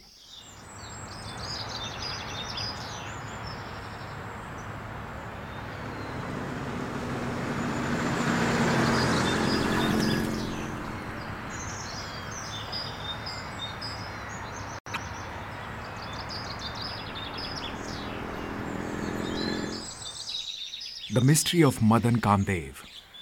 Madan Kamdev refers to the stone sculptures 35 kilometers from Guwahati. It is more of a mystery in the sense that very little is known about the origin of this magnificent archaeological ruins. The Madan Kamdev temple site witnesses several erotic sculptures modeled in all conceivable erotic poses. The evidence unearthed till now is a pointer to the tantric culture, for which ancient Kamrupa was famous. It is claimed that the Madan Kamdev temples can be considered second Khajuraho of India. Written history is almost silent about the archaeological ruins, leaving the ground clear for conjectures and hypotheses. Kamrupa, the ancient name of Assam, is believed to have been derived from a legend connected with Madan Kamdev. Madan and Kamdev is the name of the same mythological hero of love. But Madan Kamdev is yet to be historically placed in proper perspective. The antiquities scattered in and around the deity are manifestations of a glorious period of history yet to be revealed. The deity is no doubt Shiva, embracing Maheshwari with his left hand in the Alingasan. Uma Maheshwara, the large composite image in Alingasan, considered as Mahagauri Kameshwara in Lalitasana. In those days, with all the 18 temples, needs special attention of historians and archaeologists, in particular, to give Assam a wide publicity and see that this site, which is 300 years old in the history of Assam, should be authentically established. The culture of Assam is a rich tapestry infused with multicolored yarns of distinguished heritage of all the races that populate here. The Assamese population can be divided into two broad groups: the non-tribal people who constitute the majority in the plains and the tribals who live in the hills. Assam is peopled by a large number of tribal groups, major among them being the Bodo Kacharis, the Deori, the Misings, the Dimasas, the Karbis, the Lalongs, and the Rabhas. Ohomia, or the Assamese, is the language of Assam, and this beautiful state has a reputation for warm hospitality, and the people inhabiting the state are homely, charming, and open-hearted. The festivals celebrated in Assam have their root in the varied faith and belief of its people, and upblazing, compelling, and mesmerizing. Their Diwali, Holi, Durga Puja, Saraswati Puja, Lakshmi Puja, Kali Puja, Shivratri, which are celebrated by the Hindus of Assam, and the Muslims celebrate Eid and Muharram. Similarly, the Christians celebrate Christmas. But besides these, Assam's fairs and festivals are varied as its population, which comes from different racial origins, both tribal and non-tribal. Bihu, the agriculture festival of Assam, is celebrated by all Assamese, irrespective of caste, creed, or religion. Bihu, Assam's very own festival, is celebrated at various stages of cultivation of paddy, the principal crop of Assam. They are Bohag, Baisakh, Bihu Kati, Kartika, Bihu and Magh, or Magh Bihu. The most important social and cultural celebrations are the three Bihu festivals, observed with great enthusiasm, irrespective of caste, creed, and religious affinity. The Bohag Bihu, celebrated in mid-April, is the most important one. It is also known as Rongali Bihu. Rong means merrymaking and fun. It is observed by dancing and singing in open spaces as well as in the houses. The second most important Bihu, Magh Bihu, is a harvest festival celebrated in mid-January. It is celebrated in community feasts and bonfire. It is also known as the Bhogali Bihu. Bhog means enjoyment and feasting. The third Bihu festival is observed in mid-October. It is also known as Kongali Bihu. Kongali means poor, because by this time of the year, which is before the harvest is brought home, the stock of food grains is low in a common man's house. The population of Assam is a broad racial intermixture of Mongolian, Indo-Burmese, Indo-Iranian, and Aryan origin. The hilly tracts of Assam are mostly inhabited by the tribes of the Mongolian origin. These broad racial intermixture is the native of the state of Assam, and their language and their people are called Assomia or Assamese, which is the state language of Assam. The Assam tribals have their own colorful festivals, like the Kharai Puja of the Bodos, the Baikhu and Parkhantes of Rabas, Aliangan and Prague by the Mishing tribe. Shokyo rup loi, bohag no ahe koloi. Brahmaputror dui paroloi no hoy jano. Ei Brahmaputror mahan otijjoi baki.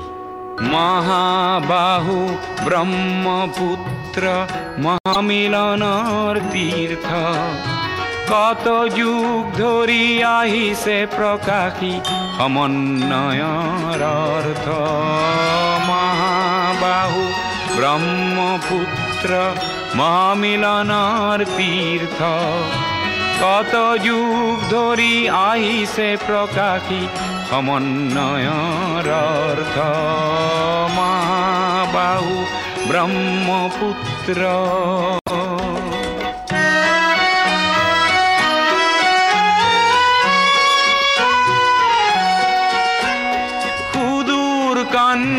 কুবজৰে পৰা বাৰ ভূঞা আহিছিলে কেই বংশতে শংকৰ দেও ইয়াতে জনমিলে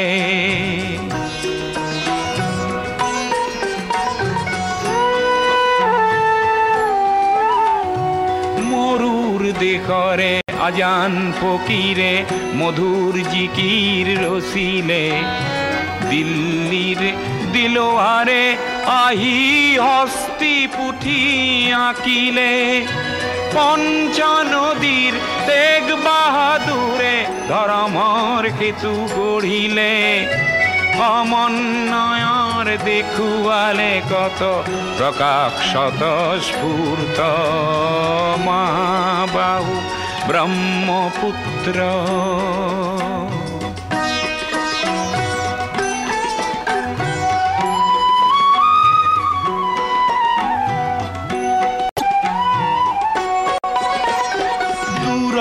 লাচিতে শৰাই ঘাটতে কতৰুৱা গছিলে জাতি ধৰ্ম ভাষা সবাকে স্বদেশ প্ৰেমেৰে বান্ধিলে কিৰাত পুত্ৰ বিষ্ণু ৰাভাই মাটিৰ কৃষ্টি জীয়ালে সমন্বয়ৰ দেখুৱালে কত প্ৰকাশ স্বতঃস্ফূৰ্ত মহাবাহু Brahmaputra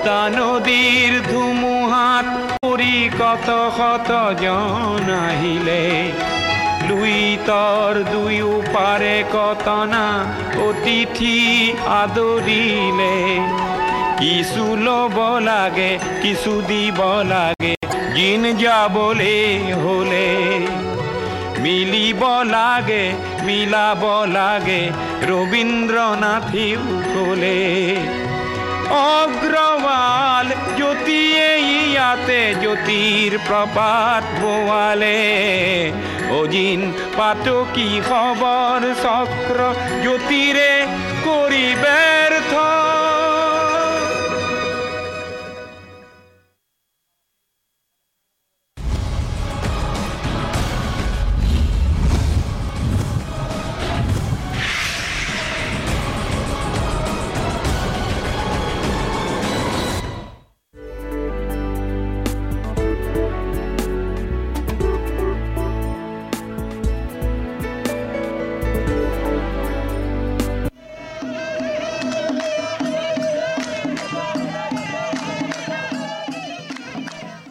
Inhabited by large tribal population, Odisha is the home of rich folk tradition and offers a variety of performing arts unique to its culture.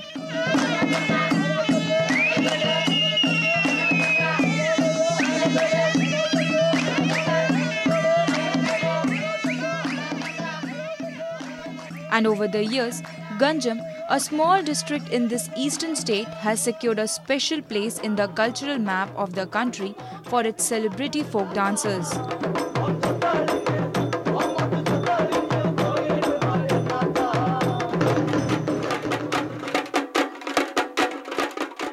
And Tiger dance or the Bagh Nach is a very well-known part of this rich folk culture.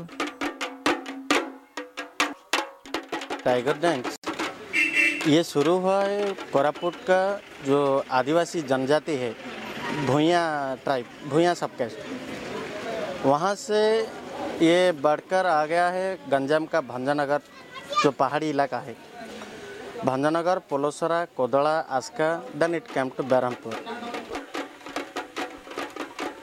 It is the costume that gives Bagh Nach its spectacular grandeur. The grand performance is preceded by a long body painting session. Several layers of paint is applied on the artist's body carefully. Each layer is applied such that the end result reflects the grandeur of the carnivore. Typically, the body color is layered with yellow and black color with occasional touching of red near the mouth. The costume contains a tiger mask and tail specially made of cloth. तो paint ये तो tiger dance से ज़्यादा कठिन है इसके लिए उसका रेजिस्टेंस ज़्यादा होना चाहिए और कमज़ोर लोग तो ये भेस नहीं डाल सकते ये तो डांस बहुत कष्ट है डांस जो कर रहे हैं बॉडी हीट हो रहे है और बहुत तकलीफ है बहुत नाचना पड़ेगा या कोई डांस नहीं ये वो डांस 2 घंटा 3 घंटा जिस छक्का में हम डांस कर रहे हैं को करने पड़ेगा वो करने के लिए आइस ज़रूरत है पानी ज़रूरत है जो टाइगर डांस कर रहे हैं बहुत तकलीफ है मुश्किल से बहुत डांस हो रही है एक्सरसाइज ये जो टाइगर जो नाचते आदमी ये वो एक्सरसाइज आदमी ने ज़रूरत है ये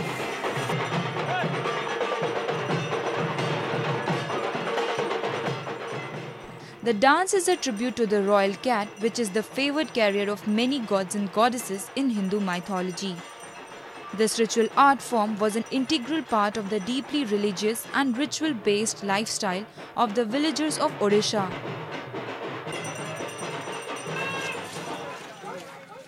Amongst devotees, these tiger dances are supposed to have a divine personality representing the deity.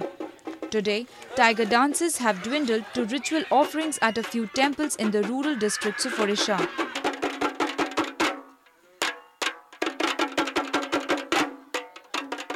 The dance is losing its popularity as the money required in the dance is increasing by the day, bringing up the expenses for the tiger dancers.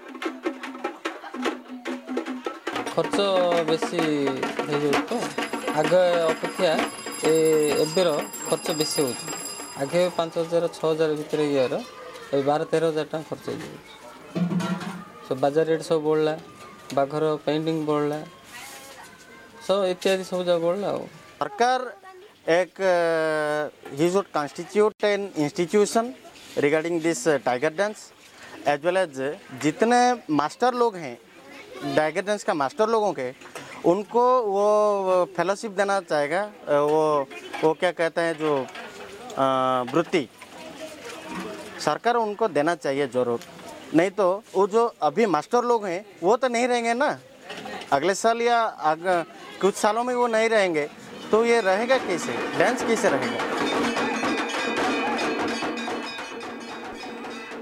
Also seen as a pagan celebration, this is one of the oldest dance forms in India.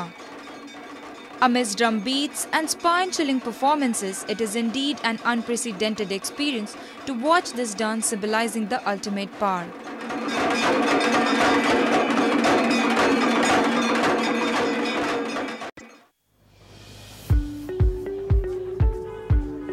Religious Padyatra is very common in most part of India. In the northern part of Gujarat, there is a temple called Ambaji Mata Temple, where about a couple of million people, they walk.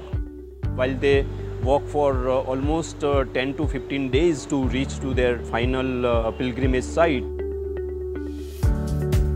There has been a huge litter on both the sides of the road that gets generated because of people walking.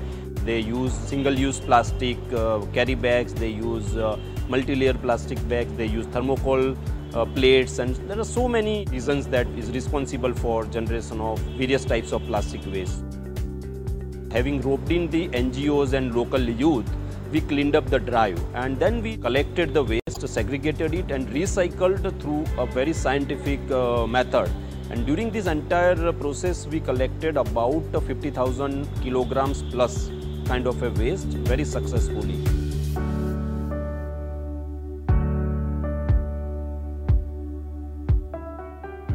the important idea was to demonstrate that the plastic can be eliminated, can be recycled very successfully, and it makes a sense.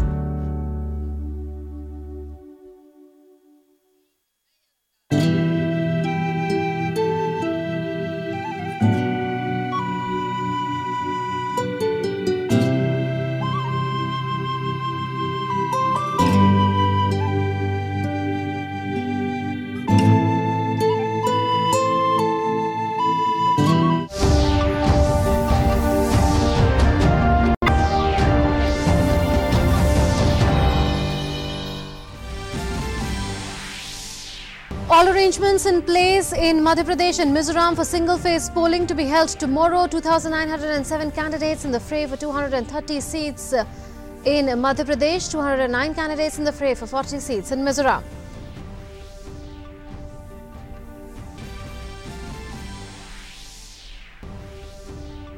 Campaigning gains momentum in poll-bound states of Rajasthan and Telangana. Prime Minister to address public rallies in Telangana. BJP National President to address rallies in Rajasthan.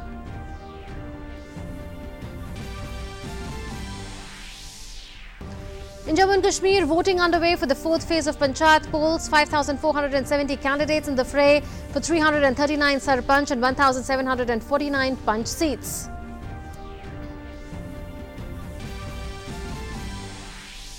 Renowned screenwriter Salim Khan to be honoured with a special award for his contribution to cinema at IFFI's closing ceremony on 28th November.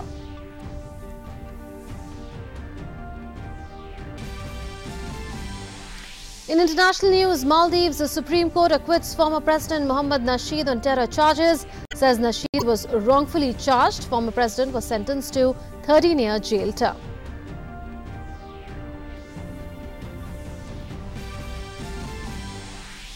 End last evening. In Madhya Pradesh, more than 5 crore voters will decide the fate of 2,899 candidates. As many as 650 companies of Central Security Forces have been deployed for peaceful voting.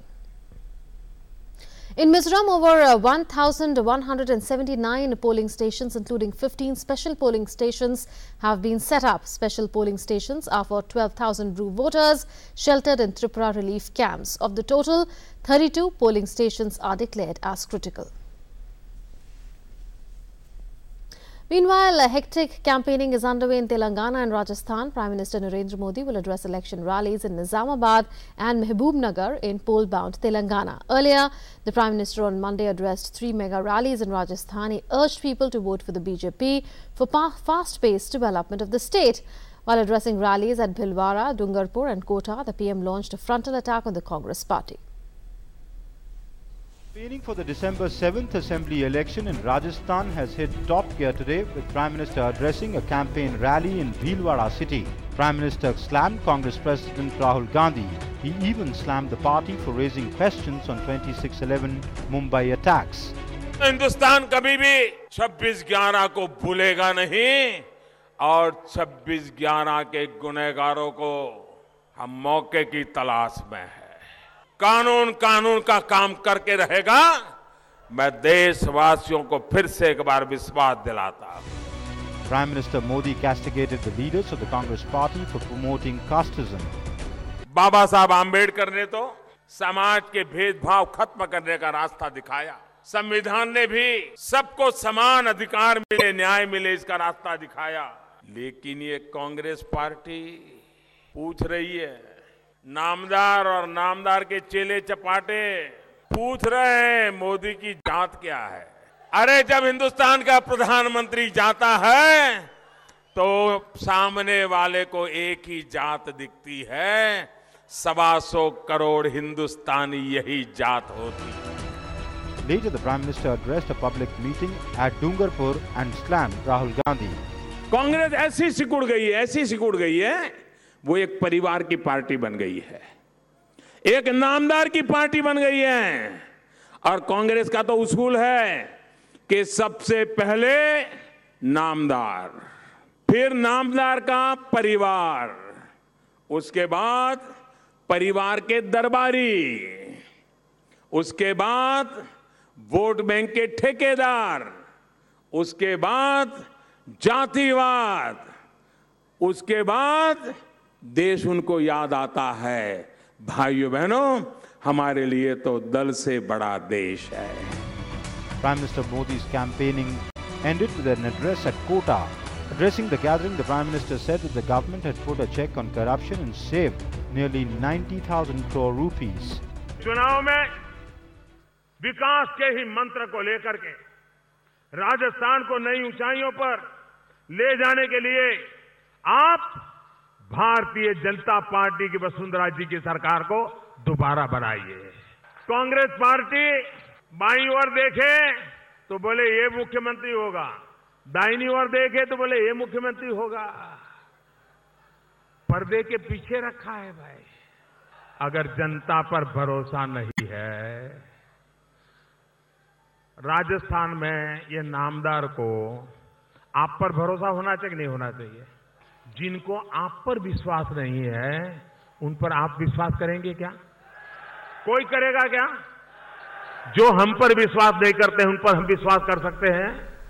मैं कहता हूं ऐसी कांग्रेस के प्रति कभी विश्वास मत कीजिए। Voting will take place in Rajasthan on the 7th of December. Campaigning is underway in full swing. Top leaders of various political parties are addressing rallies at different places to woo voters. With Vishal Barista and Neeraj Singh, Anuj Yadav, DD News. For the Congress, Party President Rahul Gandhi addressed election rallies in which he announced that the Congress would waive off farmer loans if it was voted to power.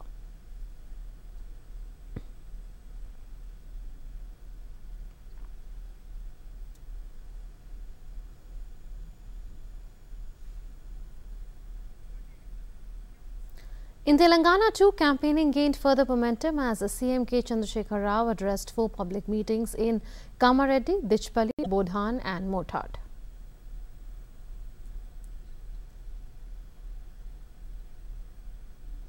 In Jammu and Kashmir, voting is underway for the 4th phase of Panchayat polls. Voting began at 8 a.m. and will continue till 2 p.m. in 639 polling stations in Kashmir and 1,979 in Jammu division. 5,470 candidates were in the fray for 339 Sarpanch and 1,749 Panch seats in the 4th phase, while 99 Sarpanches and 969 Panches have been elected unopposed in this phase. In the areas going to polls in the 4th phase, electorate of 4,72,160 will be voting for Sarpanch constituencies, while 3,32,502 will be voting for Panch constituencies. Election Commissioner Sunil Arora has been appointed as the next Chief Election Commissioner. He will take charge as the next CEC on the 2nd of December. A former bureaucrat, Sunil Arora, was appointed as Election Commissioner in September last year. 62-year-old Sunil Arora has been the Union Information and Broadcasting Secretary and Secretary in the Ministry of Skill Development and Entrepreneurship. A 1980 batch IAS officer of the Rajasthan cadre, Sunil Arora has worked in ministries and departments such as Finance, Textiles and the Planning Commission. Vice President Venkaiah Naidu laid the foundation stone of the Kartarpur corridor, calling it the beginning of a new chapter in India-Pakistan ties. He said the corridor is a path that opens up new possibilities, describing it as a truly path-breaking, potentially transformative moment. The Vice President called the shrine one of peace, harmony and humanism to the universal vision of a world as one family. The demand to set up a corridor had been discussed for nearly 2 decades and was finally fulfilled. A foundation stone-laying ceremony that opens a new chapter of friendly initiatives between India and Pakistan, putting aside strife, laying a pathway for greater people-to-people contact between Indians and Pakistanis. Vice President M. Venkaiah Naidu laid the foundation stone of Kartarpur Sahib corridor in the village Man, in Dera Baba Nanak on Monday. With Punjab Chief Minister Captain Amrinder Singh by his side, Kartarpur Sahib Gurudwara is situated on the banks of River Ravi in Pakistan, about 3 to 4 kilometers from the Indo-Pak border. Sikh pilgrims will now have much easier access to the historic Gurudwara Darbar Sahib. Vice President said the corridor would become a unifier, building bridges across all chasms. This is a corridor to the shrine of peace, harmony and humanism, to the universal vision of world as one family, to the sublime ideals of service to humanity. This is a corridor that opens new doors. It is a path that opens up new possibilities. It is a unifier, building bridges across the world chasms. It promotes deepest understanding and a new resolve to connect the people of our two countries through love, empathy, and invisible threads of common spiritual heritage. Vice President pointed out that the corridor sends a goodwill message, opening new doors and new possibilities. He highlighted that terrorism has no religion and is a global problem that needs global coordinated action to address. दुर्भाग्यपूर्ण है कुछ लोग जैसा मैंने कहा आतंकवाद को अपना पॉलिसी बना के हमारा इनोसेंट लोग के ऊपर उन आतंकवादियों के द्वारा हमला करवा रहे। ये हमारे लिए स्वीकार नहीं है। देश किसी हालत में इसको स्वीकार नहीं करेगा। At a program on Friday citing the collapse of Berlin Wall, Prime Minister said this corridor will pave the way for a brighter future. जन जन का जुड़ाव, पीपल टू पीपल कांटेक्ट, उसकी एक ताकत होती है। किसने सोचा था कि बर्लिन की दीवार गिर सकती है? शायद गुरु नानक देव जी के आशीर्वाद से करतारपुर का कॉरिडोर ये सिर्फ कॉरिडोर नहीं, जन जन को जोड़ने का एक बहुत बड़ा कारण बन सकता है। Not only Punjabis but millions of Sikhs the world over have been waiting for this corridor to be built, especially in time for the 550th birth anniversary of founder of Sikhism, Guru Nanak, that falls next year. The Union Cabinet cleared the construction of Kartarpur corridor at its meeting on 22nd November. The corridor will be constructed in Gurdaspur district from Dera Baba Nanak to international border. Kartarpur is located in Shakargarh, Narowal district of Pakistani Punjab. It was established by Guru Nanak, who spent 18 years of his life there. The Kartarpur corridor will be a joint development project and government will provide the pilgrims with all modern amenities along the route. Minister for Road Transport and Highways Nitin Gadkari said the corridor will be completed in 4 months. मुझे इस बात का अभिमान है कि ये बहुत ही पवित्र कार्य इसका शुभारंभ आज हो रहा है और मैं कोशिश करूंगा कि 4-4.5 महीने के अंदर ये काम को हम पूरा करके देंगे, ये भी आपको वचन देता हूँ। करतारपुर साहिब कॉरिडोर के निर्माण से पंजाब में पर्यटन को भी बढ़ावा मिलेगा। स्मारक का सिक्का और डाक टिकट भी जारी किया जाएगा। तीर्थयात्रियों और पर्यटकों के लिए एक विशेष ट्रेन भी चलाई जाएगी। Punjab Chief Minister Captain Amrinder Singh, Union Ministers Harsimrat Kaur Badal, Hardeep Singh Puri and Vijay Sampla were present on the occasion. Prime Minister of Pakistan Imran Khan will inaugurate the project from the Pakistan side on November 28th. Union Ministers Harsimrat Kaur Badal and Hardeep Singh Puri will represent the Government of India at the program. People expect the corridor to not only connect but also to use hostility between the two neighbours. With Usha Pawar and Urmalesh from Kartarpur, DD News. We'll head into a short break at this point in time and be back with more news. इस घर में अंडे देने से हमें कोई नहीं रोक सकता। मैं रोक सकता हूँ। तुम्हें पता नहीं हमें एडीज मच्छर जो फैलाते हैं डेंगू और चिकनगुनिया। मास्टर जी ने स्कूल में डेंगू मच्छर से बचने की सारी जानकारी दी है। अच्छा बच्चों, हमें चैलेंज जगह तो जरूर मिलेगी। नहीं मिलेगी, नहीं मिलेगी। यहाँ तो पूरी इंतजाम है। डेंगू की रोकथाम के लिए कूलरों के पानी को हर हफ्ते बदलें। बाल्टी और टंकियों को अच्छी तरह से ढककर रखें। पूरी आस्तीन के कपड़े पहनें। मच्छर भगाने वाली क्रीम, कॉइल और अगरबत्ती का इस्तेमाल करें। डेंगू से लड़े मतलब डेंगू से बचे। शेर शेर शेर आया। शेर शेर शेर शेर शेर सुन लिया, अब शायरी सुनिए। न झाड़ी के पीछे न पेड़ के नीचे, शौच करना है तो सिर्फ दरवाजे के पीछे। और पूछे क्यों? क्यों? खुले में शौच कीजिएगा तो बीमारी खुल के फैलेगी। दरवाजा बंद तो बीमारी बंद। शौचालय का उपयोग कीजिए और भारत को स्वच्छ बनाइए। मेरे शेर के लिए एक और बकरा। मार्च पर पहला कदम आपका होगा captain. I hope mummy proud होगी। बच्चों के सपने अनमोल होते हैं, उन्हें सुरक्षित रखिए विक्स वेपोरब के साथ। ये दे सर्दी से राहत 8 घंटों तक, तो वो सपने देख पाए रात भर। Vicks VapoRub. पक्की होगी बुनियादें तो हंसे हिंदुस्तान होगा। पहले करो शुरुआत करो, करो तो पक्की बात करो। पहले करो शुरुआत करो, करो तो पक्की। वंडर सीमेंट, एक परफेक्ट शुरुआत। नमस्कार नमस्कार नमस्कार। क्या भैया? सेप्टिक टैंक शौचालय के लिए। सेप्टिक टैंक, ये जब भर जाएगा तो कचरा कहाँ फेंकोगे? फिर से लौटा यात्रा शुरू। सुनिए, 2 गड्ढों वाले शौचालय के बारे में सुना है? नहीं सुना? आइए समझाते हैं। देखिए, 2 गड्ढा बनाइए। पहले वाला जब मल से भर जाएगा ना तो ये चालू हो जाएगा और साल भर के अंदर इसके अंदर जो मल है ये खाद बन जाएगा, इसे खाली कर दीजिए। इसी तरह शौचालय जो है वो आजीवन चलता रहे, न बीमारी फैलेगी न बदबू। और पैसे? अरे वो सेप्टिक टैंक से कई गुना सस्ता। हाँ, क्या समझे? शौचालय 2 गड्ढों वाला ही बनवाना है और स्वच्छता को सदा अपनाना है।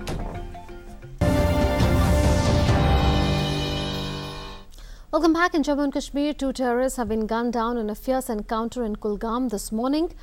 The gun battle started after terrorists fired upon a team of army personnel, state police and CRPF who were conducting a search and cordon operation. After a 5-hour encounter, 2 terrorists hiding in a house were shot dead. 1 soldier was martyred in the encounter.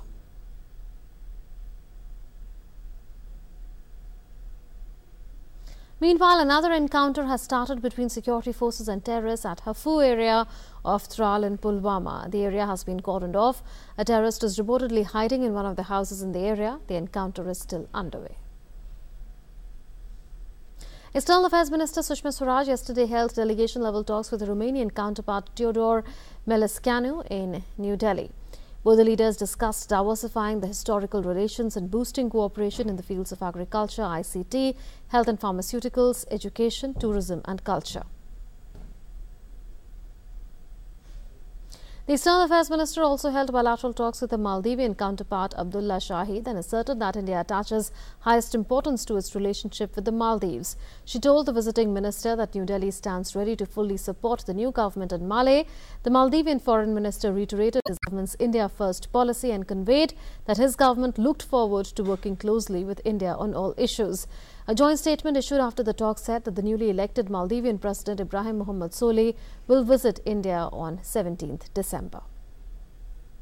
A central team deputed to assess the damage caused by Cyclone Gaj has completed its 3-day inspection in storm-hit districts of Tamil Nadu with a visit to the affected areas of Nagapattinam district.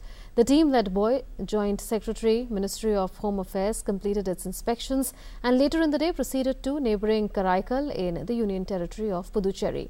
They visited the affected areas including the worst-hit Vitaikarani Ruppu village near Nagapattinam. The team visited districts including Thiruvarur, Thanjavur and Nagapattinam that witnessed extensive damage. The team commenced its inspection on 24th November in Pudukkottai district. The team will submit its report today. Cyclone Gaj had made landfall on the 16th of November between Nagapattinam and Vedaranyam. It left behind a trail of destruction in districts including Nagapattinam and Thiruvarur. Renowned screenwriter Salim Khan will be honoured with a special award for his contribution to cinema at the 49th IFFI's closing ceremony on 28th November. Here's a report. The 49th edition of the International Film Festival of India, IFFI, themed on New India to honour prominent personalities for their contributions. Bollywood's popular scriptwriter Salim Khan will be presented with the IFFI Special Award at the closing ceremony of IFFI for his lifetime contribution to cinema. The 83-year-old writer will be presented with a cash prize of 10 lakh rupees, a certificate and a shawl. Union Minister of State for Information and Broadcasting Rajyavardhan Rathore made the announcement on Twitter. He said, "It's a privilege for IFFI to honour Salim Khan for his outstanding contribution to Indian cinema at IFFI 2018. Join in presenting the award at the closing ceremony." Salim Khan, one half of the famous writer duo Salim Javed, credited for penning popular films like Sholay and Zanjeer among others. Salim Khan was born on November 24, 1935 at Indore. He has also registered a memorable contribution as an actor in several movies. Khan introduced Amitabh Bachchan as the angry young man on the silver screen. The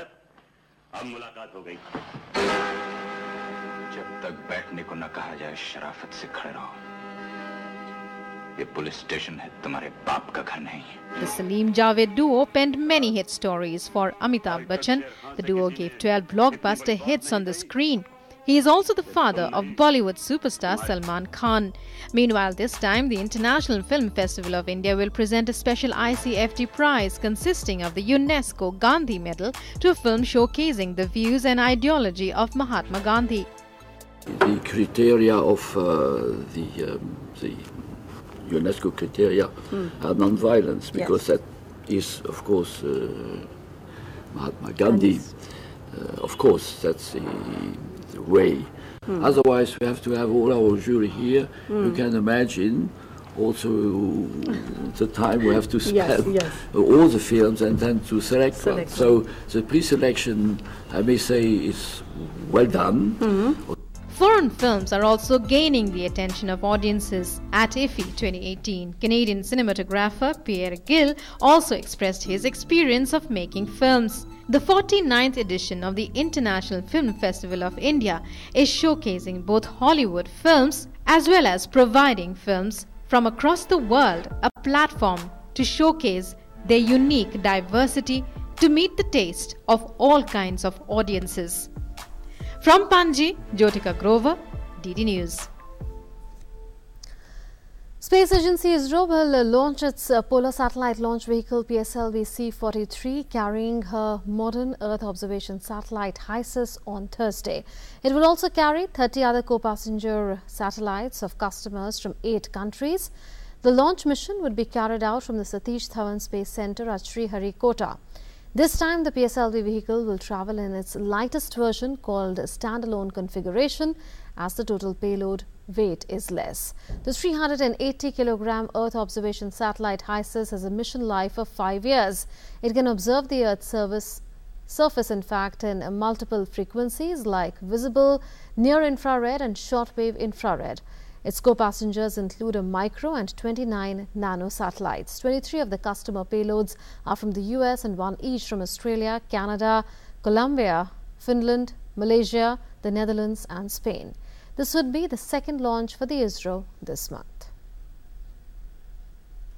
In international news, Maldives Supreme Court acquitted former President Mohammad Nasheed on Monday as it quashed the controversial terror charge against him. The court ruled that Nasheed was wrongfully charged and the criminal court should not have proceeded to trial. The former president was sentenced to 13-year jail sentence when the criminal court found him guilty of ordering the arrest of a criminal court judge when he was in power.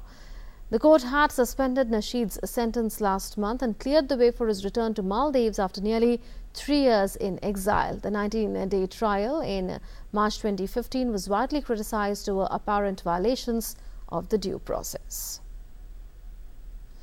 Ukraine has declared martial law in a part of the country after Sunday's capture of 3 of its naval vessels and 23 crew members by Russia.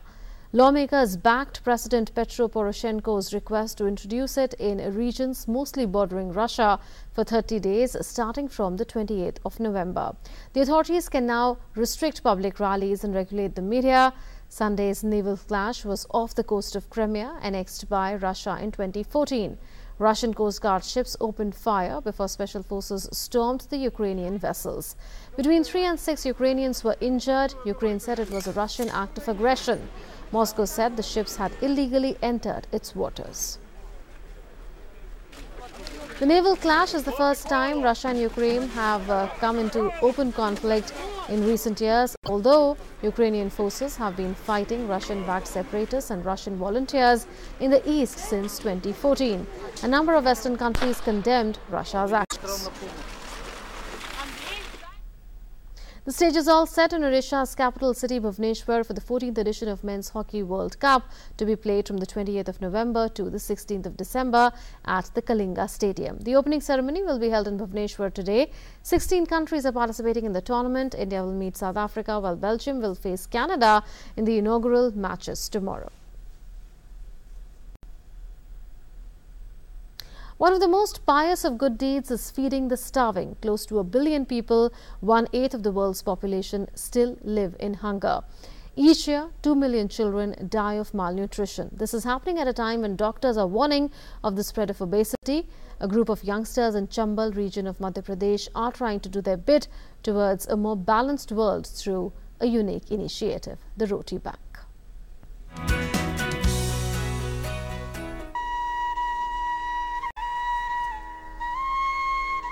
Meet operators of the Roti Bank, an enterprising group of youth from the Chambal region in Bhind district, who have taken it upon themselves to feed the needy in their area. Their aim is to ensure that no one, however poor, goes to sleep on an empty stomach.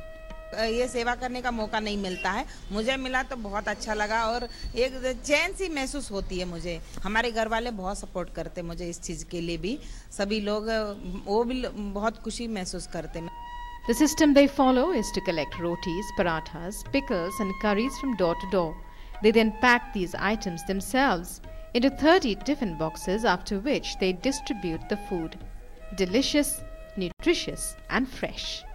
रोज खाना खाते हैं और अच्छा भी खाना खवाते हैं सब लोग। खाने में कोई सभी खाने में नाम एक भी है, मटर पनीर है, कहते कोई आता है दाल है, उड़द की चने की मिक्सर, और कोई चावल भी है, पूरी वगैरह भी है, और सब्जी आती है जो कच्चे बन के आती है। काफ़ी साल से खाना भी ना उपयोग अच्छा तरह से चल रहा है। A name synonymous for ages with dacoity and ruthless lawlessness, the Chambal is witnessing a silent revolution that is giving succor and healing to many. Born of the compassion and sense of giving of a small group of youth, the Roti Bank initiative speaks volumes of the spirit that dwells among the people here, a spirit to do what one can to make the world a better place. Pooja P. Vardhan's report from Bhopal for DD News.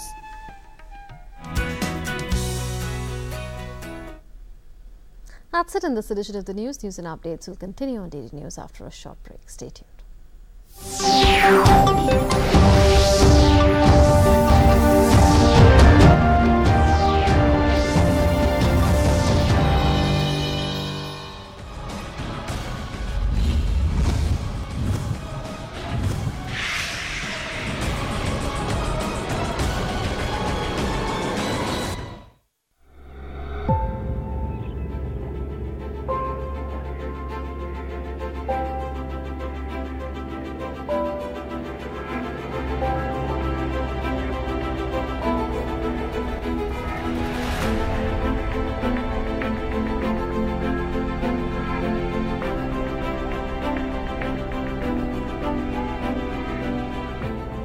তারপরে সেই দিদিরা এখানে আনে ফেলে দেওয়া জিনিস থেকে যে সুন্দর সুন্দর জিনিস তৈরি মানে করা যায় দিদিরা শিখিয়েছে। সেই মানে পয়সা থেকে আমি কিছু বাচ্চার পেছনে পড়াশোনা খরচ করি।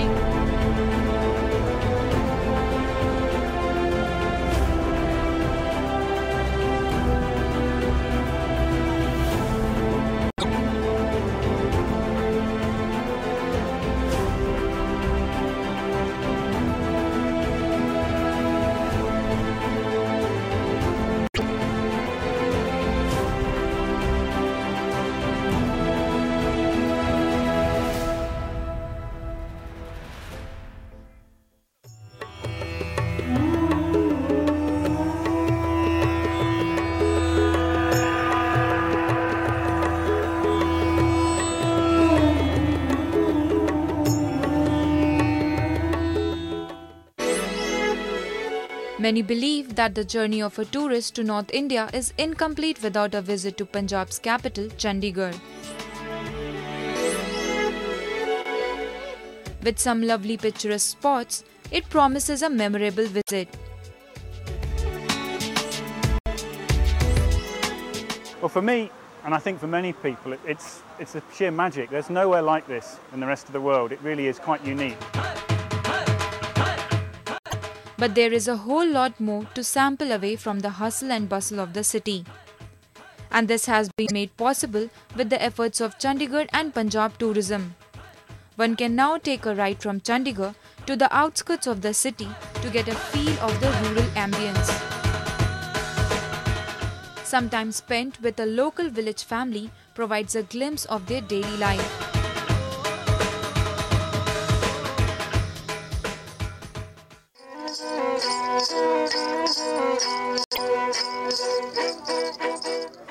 But it is the visit to the local village fair which exemplifies the rustic lifestyle and the rich, vibrant culture of rural Punjab.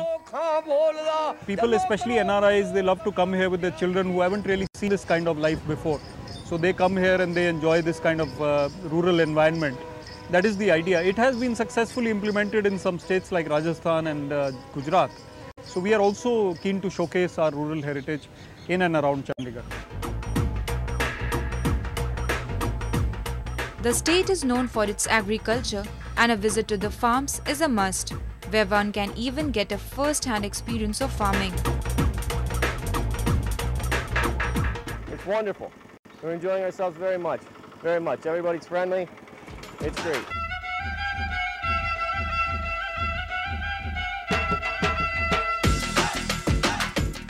Another attraction for tourists is the annual Rural Olympics held at Kila Raipur. The adventurous and daring traditional games are huge draw.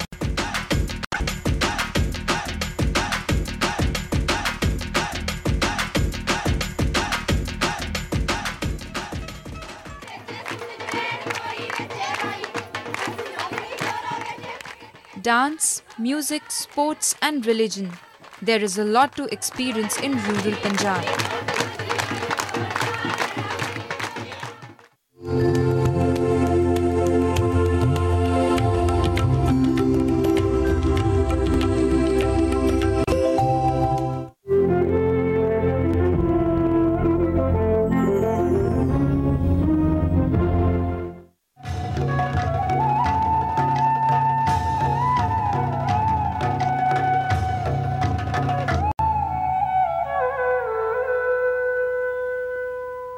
Today's journey is into the 24th state of the Indian Union, tucked away in the misty northeast, where access is not always easy. This area was formerly called the Northeast Frontier Agency, or NEFA. We visited Arunachal Pradesh in August, a treacherous month in hilly terrain, as we found out. It is a tough job building and maintaining these roads, and landslides can play havoc. Before these roads, there was near complete isolation. And the people here are grateful to those who built roads where there used to be total wilderness.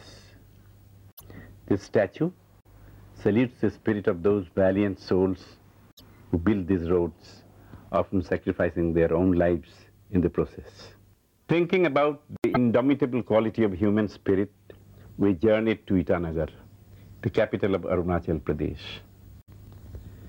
The name is derived from these brick remains in the heart of the city, which are probably those of a 17th century fort. Arunachal is a land of diverse cultures and religions, and geography has often determined religious traits. Christianity never really came here, as the British did not allow missionaries into this region. The Dalai Lama laid the foundation stone for this center of Buddhist studies, where lamas practicing Mahayana Buddhism research on Buddha's doctrines of peace. Buddhism यहाँ में काफ़ी लोग हैं यहाँ में ऐसे total आपका 3000 के ऊपर में होगा और सवेरे हम लोग 6:30 बजे से 8 बजे 8:30 इन तक में पूजा चलता है यहाँ में उसमें फुल मून में तो सब लोग आके यहाँ में और हम लोग पूजा करते हैं उसमें प्रसाद वर्साद दे के सब आदमी यहाँ में आके जमा होता है. We also came across another sect of Buddhists at the Theravada Buddha Vihar.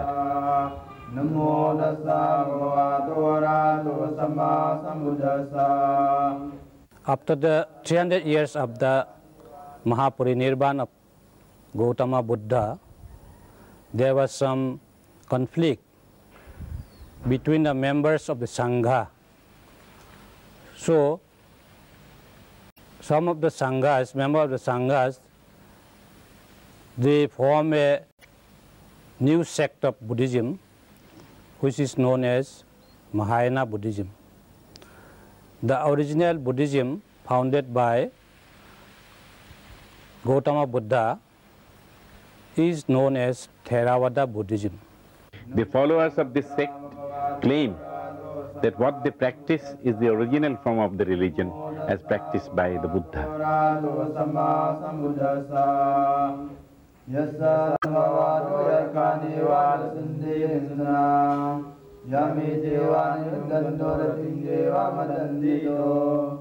Then now another major change in Arunachal is the influence of all the different religions that are coming in. So far I'm glad to say the state has been very tolerant. You know, you see a lot of churches, both Catholic, Protestant. People have the right to join whichever group they'd like to put their faith in. We have Hindu temples. Of course, we have the Buddhist religions with us from before. All the border areas are Buddhist.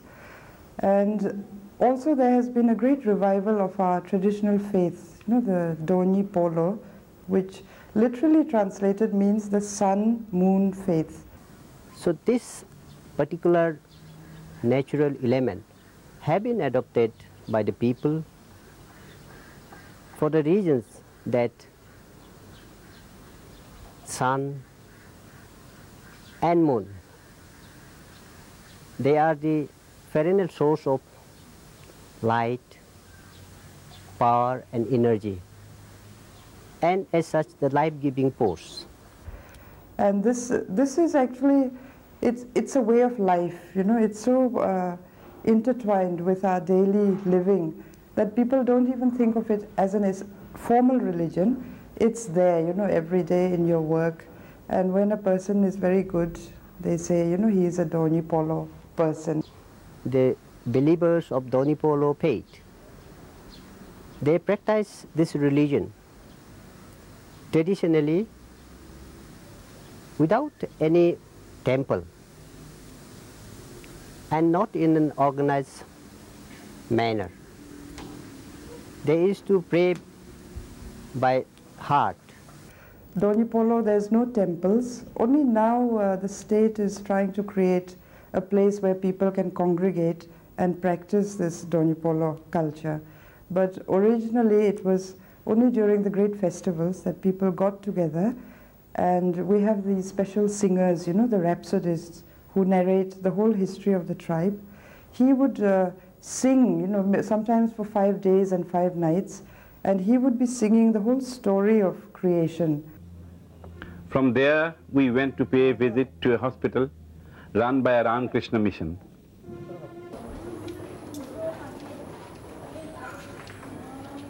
Ramakrishna mission in Arunachal Pradesh. We came in Arunachal Pradesh before 30 years, when development in this remote state of Arunachal Pradesh was practically nil. Education was very, very low here.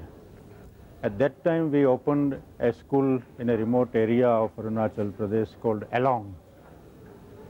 That school is still running, and we are having nearly 2,000 students. It is a residential school. Then we are having another school in Tirap district near Devmali. There we are having nearly 600 residential schools. Both schools are higher secondary schools. Third, we are having here in Itanagar, the capital of Arunachal Pradesh, a general hospital. This is the biggest hospital in Arunachal Pradesh, and we are having 180 beds here, and daily nearly 1,000 people in OPD attend this hospital. This hospital has started in 1979. We started from the OPD, just the beginning, and then slowly it has been expanded to the present state. People from all over Arunachal Pradesh come here for treatment. They sometimes come from a very remote area. They walk for 3 days, 4 days, 5 days, even 1 week, and they come here for treatment. So you can understand how much this hospital is giving its service to the people of this remote area, where modern facilities of medical treatment is very, very less.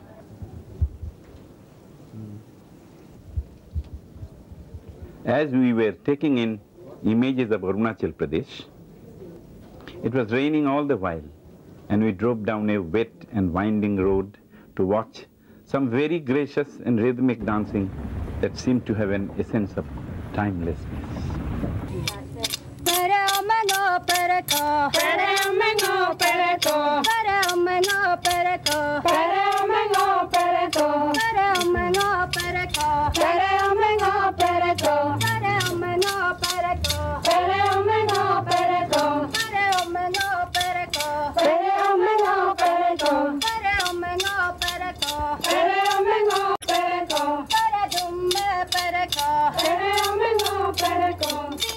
Stopped by to watch the Adi dance. This is usually performed during the Mopin festival. The beautifully clad women swayed rhythmically as they sang about the birds and the beasts.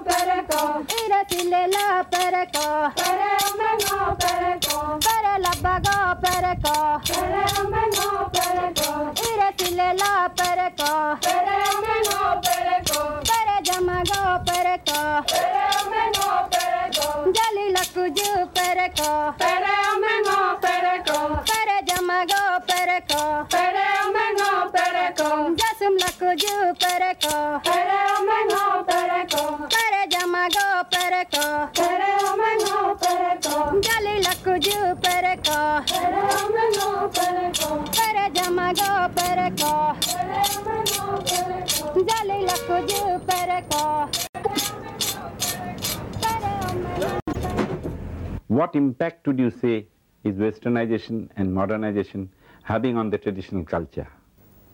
No, not really.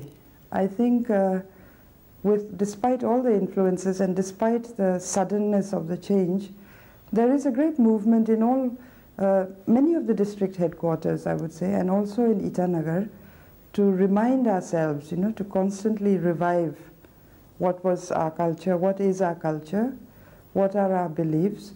So we have a lot of good people who are taking up these various projects and trying to keep things alive in the modern context. When it becomes very difficult, you either remove your whole past and catch up with the present, or you try to keep both together. Striking this harmony is the difficulty. Most of Arunachal is very, very rural still. I mean, you see Itanagar, but this is just that little patch of, cosmopolitan influence in the center of the hills. Rest of the state is still very innocent. They've never seen strangers in their villages before. They've never taken a step out of their villages.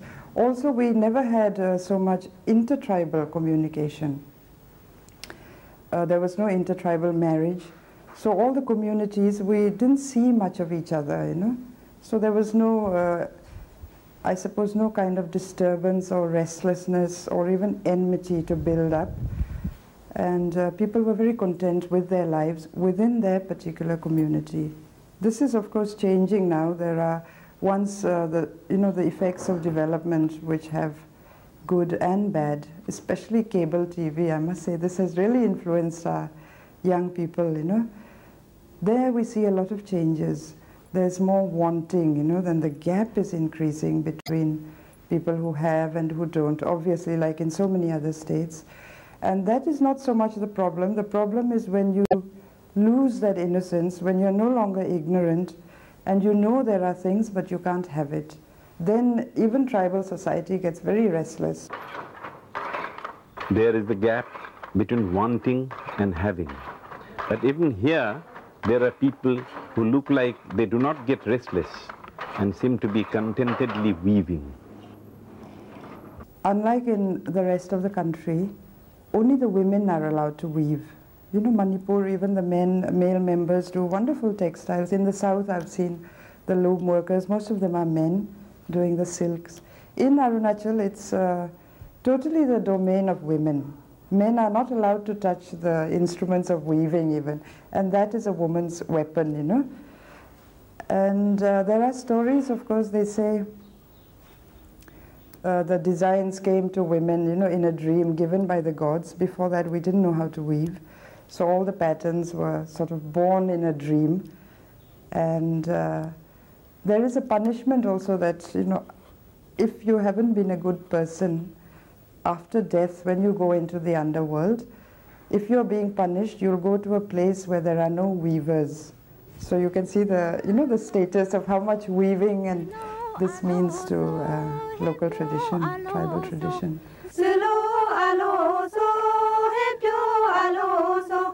Ali baluso pakur mamir baskusa. Ali baluso pakur mamir baskusa.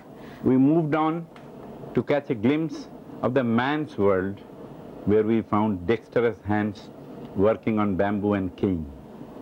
Bamboo is one of Arunachal's greatest natural resources and quite omnipresent in the common man's life, in the shape of building materials, furniture, and various implements like fish traps, baskets, strainers, etc.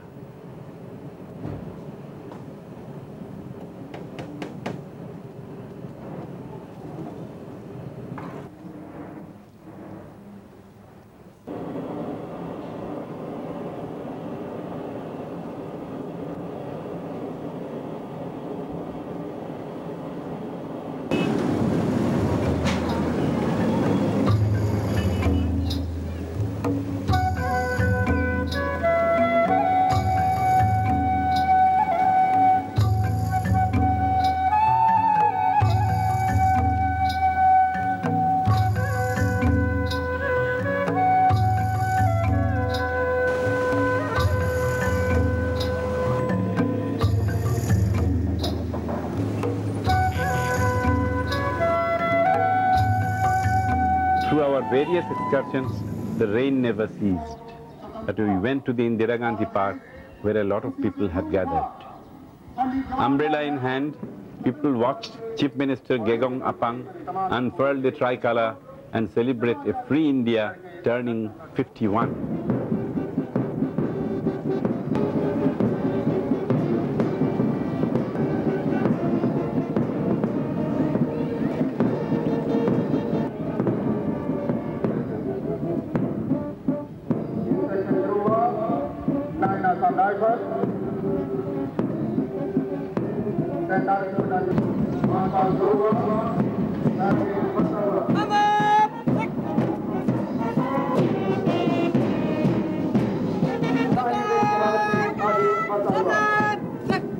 The program that followed was a cultural medley, an indication that the rest of the world is no longer shunned, that the days of splendid isolation are now over.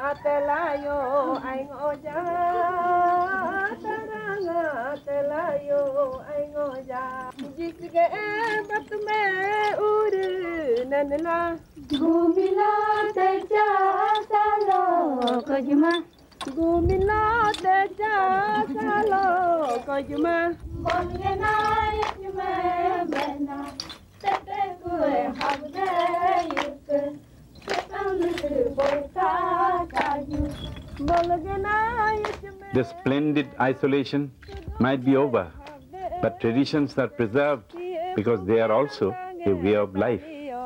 There are, however, some traditions that the new state seeks to change. For instance, in this largely patriarchal society, there is now an attempt to have women participating in politics.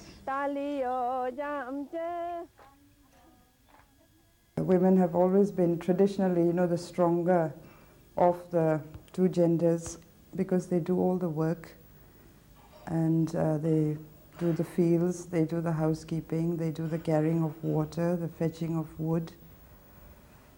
And the male is there mainly as, to uphold the patriarchal line. Women are not involved in politics so much. Now they're coming into the field, but this is a very new thing. One has had to fight for it quite a lot.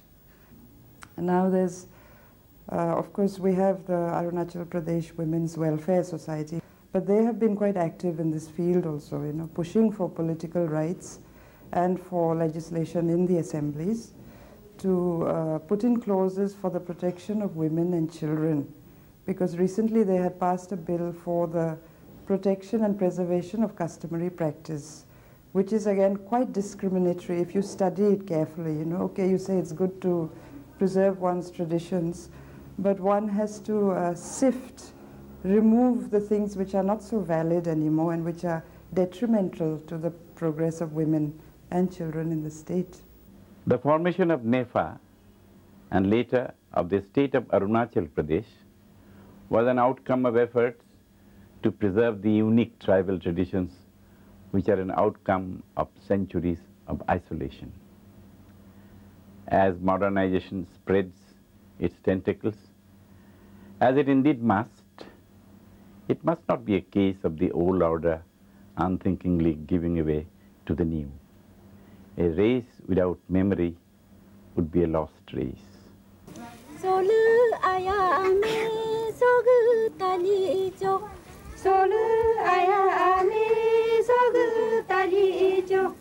Manu sabuka ado aloso, Manu sabuka ado aloso, Ngalu ayami ngagu talijo, Ngalu.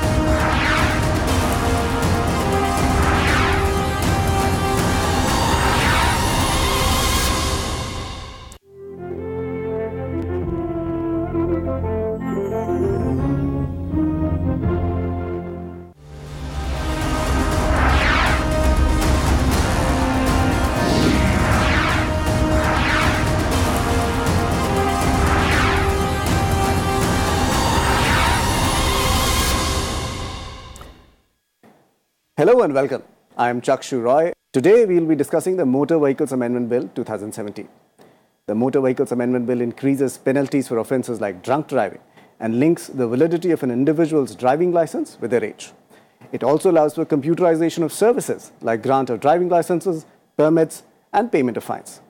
The bill increases compensation for accident victims and provides protection to individuals who help people involved in accidents. The amendments enable recall of defective motor vehicles and brings taxi aggregators within the Motor Vehicles Act. To discuss the bill, I have on the show Mr. Piyush Tiwari, founder and CEO of Save Life Foundation, and Mr. Subhash Chand, Principal Scientist and Head Traffic Engineering and Safety Division, CRRI. The Motor Vehicles Amendment Bill is a comprehensive amendment to the existing Act of 1988. It addresses important issues like road safety, compensation and insurance, regulation of taxi aggregators, and recall of vehicles. Vehicles have been increasing on our roads steadily. So have the road accidents caused by them. In 2007, the Ministry of Road Transport and Highways set up a committee on road safety that recommended setting up road safety authorities at national and state levels. In 2016, a group of state transport ministers recommended reforms in the road transport sector and suggested that the Motor Vehicles Act 1988 be amended to address urgent issues related to road safety.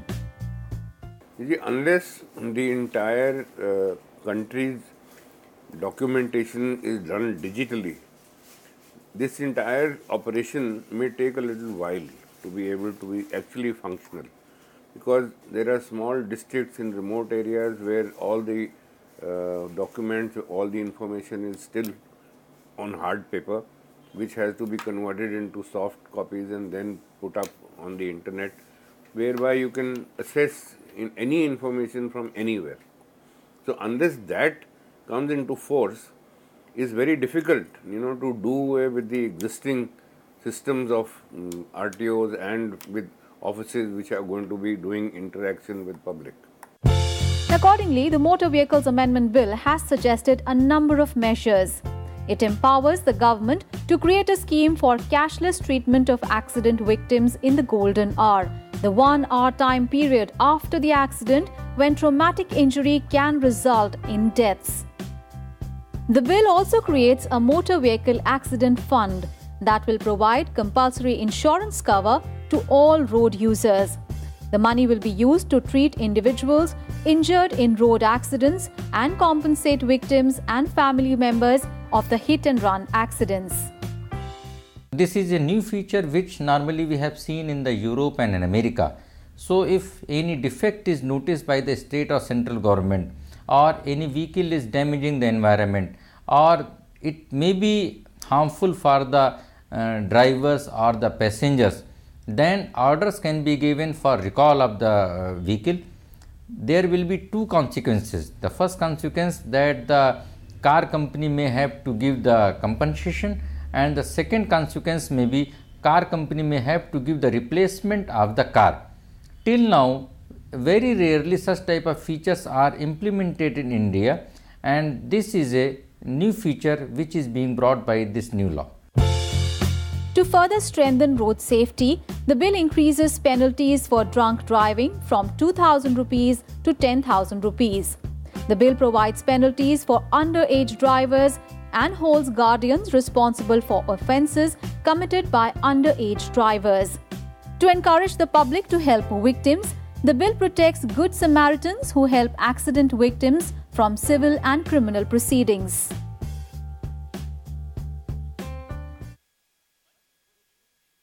The Motor Vehicles Amendment Bill will be discussed in the upcoming winter session of Parliament. Piyush, I wanted to come to you first. So why is this bill, important? What is the impact that it will have on the citizens in this country? You see, Chakshu, in the past decade, over 1 million people have been killed in road crashes in India. What that really means is about 400 plus deaths every single day. And what that in turn means is that, in a way, a fully loaded jumbo jet 747 is crashing every day in India. That's the loaded carry, 747-400. So it's a pandemic of sorts, And unfortunately, the law that we had, the Motor Vehicles Act of 1988, has not been able to keep pace with the developments that have happened in both transportation aspects but also the safety aspects. And therefore, what this bill really aims to do, a large part of it, because there are also transportation elements, but a large part of the bill also aims at addressing these gaps that have existed in the Motor Vehicles Act of 1988. As an example, the Motor Vehicles Act of 1988 has zero provisions for protection of children during commute. Now, every day in India, 20 children under the age of 14 are killed in road crashes.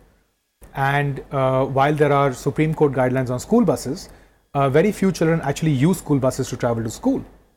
So what the bill really intends to do is to protect children by introducing child helmets, child restraint systems, and a system of adult accountability, which means that if an adult is irresponsible or irresponsibly driving while having a child on board, there is a liability that they will face. Similarly, some of the newer things that have happened is that a number of crashes happen because of faulty infrastructure, faulty roads. And for the first time in the history of our country, faulty road design and engineering responsible for crashes is being penalized. Mr. Chand, you've dealt with the issues of road for a number of years now. And there's been an increase in the road length in the country. And I was looking at numbers. I think in the last, between 2005 to 2015, the roads in this country have increased by a length of about 44%. Increased roads, better roads mean more vehicles on the roads. More vehicles on the road then in turn mean accidents. So what do you think, this bill is doing when it comes to, change in road design or road safety? Yes, Chakshu, there have been increase in number of roads, and equally traffic has also increased on our roads, but the pace of development has not taken into consideration the ill effects of road safety, which are part and parcel of the increasing traffic and the increasing number of vehicles on the road. In the engineering part, actually, we have to be responsible while designing the road, while implementing the traffic management schemes on these roads. So there also actually not much was elaborated in the previous bill.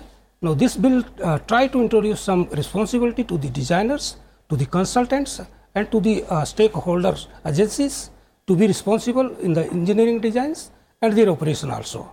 So definitely this bill will help in making our road more safe. Okay, so what you're saying is, if there's going to be an increase on road traffic, humans will commit mistakes, but some of those mistakes can be mitigated if the road design was slightly better, and this bill is providing some kind of a specification for that. Piyush, let me ask you this. You mentioned some alarming numbers about the number of fatalities caused due to road accidents. Yeah. What is the existing mechanism if an accident occurs on the road? What happens? I mean, who are the agencies involved? When the bystanders, intervene and try to help people out, what is the problems that they face? Right. Let me start by explaining what an ideal scenario should be, and then we'll compare with what is actually happening in India. In an ideal scenario, a chain of survival kicks in. And a chain of survival kicks in with a bystander calling a universal access number, which is a 3-digit or 4-digit number, easy to remember, calling for help regardless of where they are in the country. And that call is received and help is dispatched.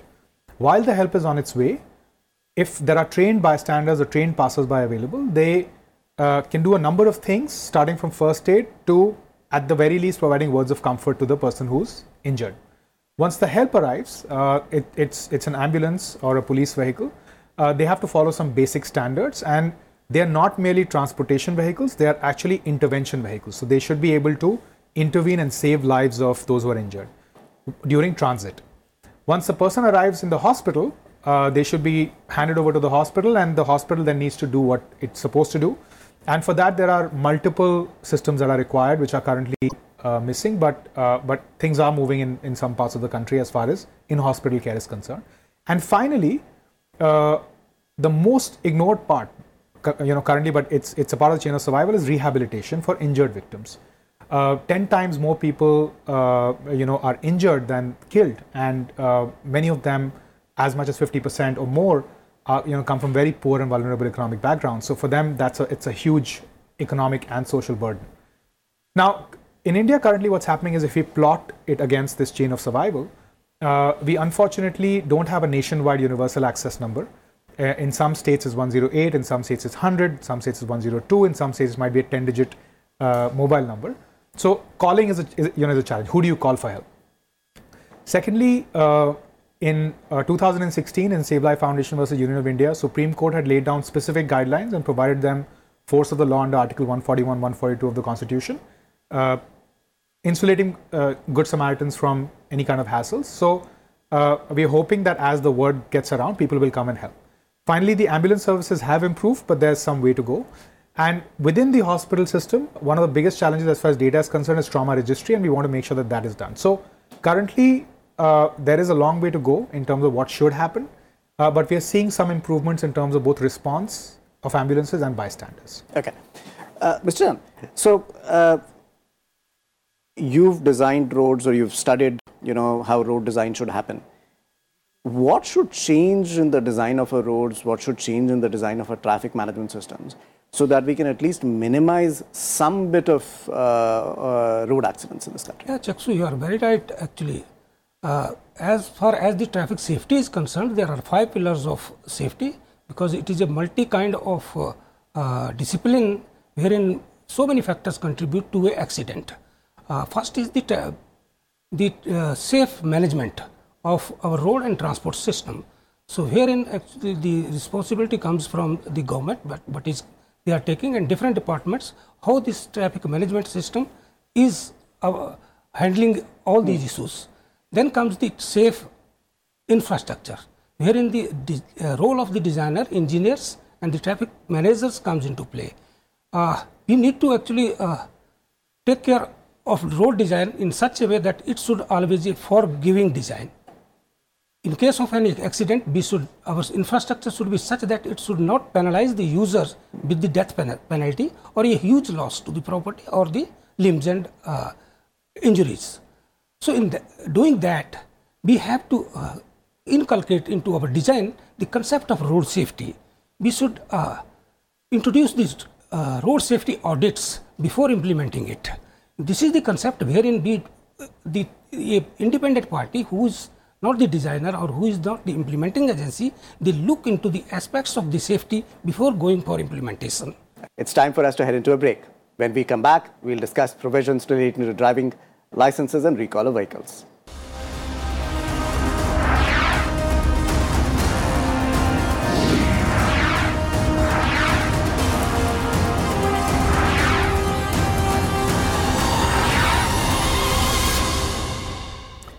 Welcome back. The Motor Vehicles Amendment Bill 2017 was introduced in Lok Sabha in 2016 by Union Minister for Road Transport and Highways, Shri Nitin Gadkari. A Parliamentary Standing Committee and a Select Committee of the Rajya Sabha have examined the bill. Lok Sabha passed the bill in 2017, which is now pending before Rajya Sabha. Under the Motor Vehicles Act of 1988, driving licenses are valid for 20 years from issue or till the person attains 50 years of age. After 50 years, the license is valid for 5 years. The bill amends this to create several categories for the validity of licenses. Accordingly, if the person applying for the license is below 30 years, his license will be valid till he turns 40. Between 30 and 50 years, his license will be valid for 10 years. Between 50 and 55 years, his license will be valid till he turns 60 years. Above the age of 55 years, license will be valid for 5 years. The bill also enables computerization of issuing driving licenses, permits and payment of fines. The part of which has become online is only the learner's license.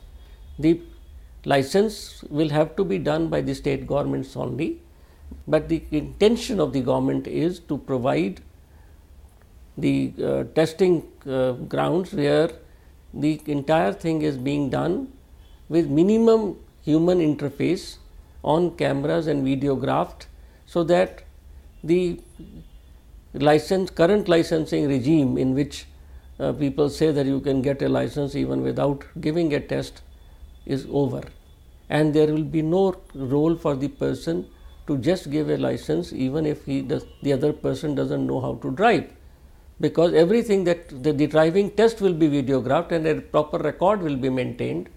So if even if he has committed some error while driving, that will be recorded and he will not be able to get a license.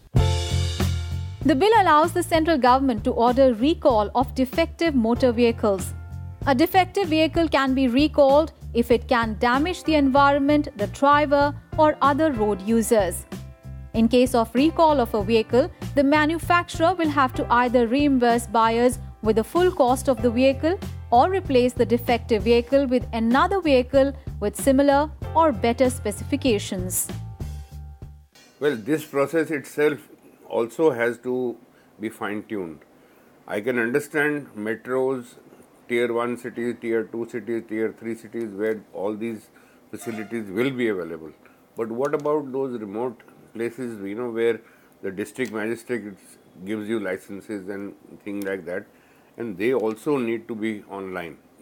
So once all those systems become online, can only we expect this entire operation to be in absolute nick condition. The bill brings aggregate. Piyush, before we went into the break, we were discussing about road safety, and one of the aspects of road safety and for victim rehabilitation is to provide some kind of financial measures to take care of them.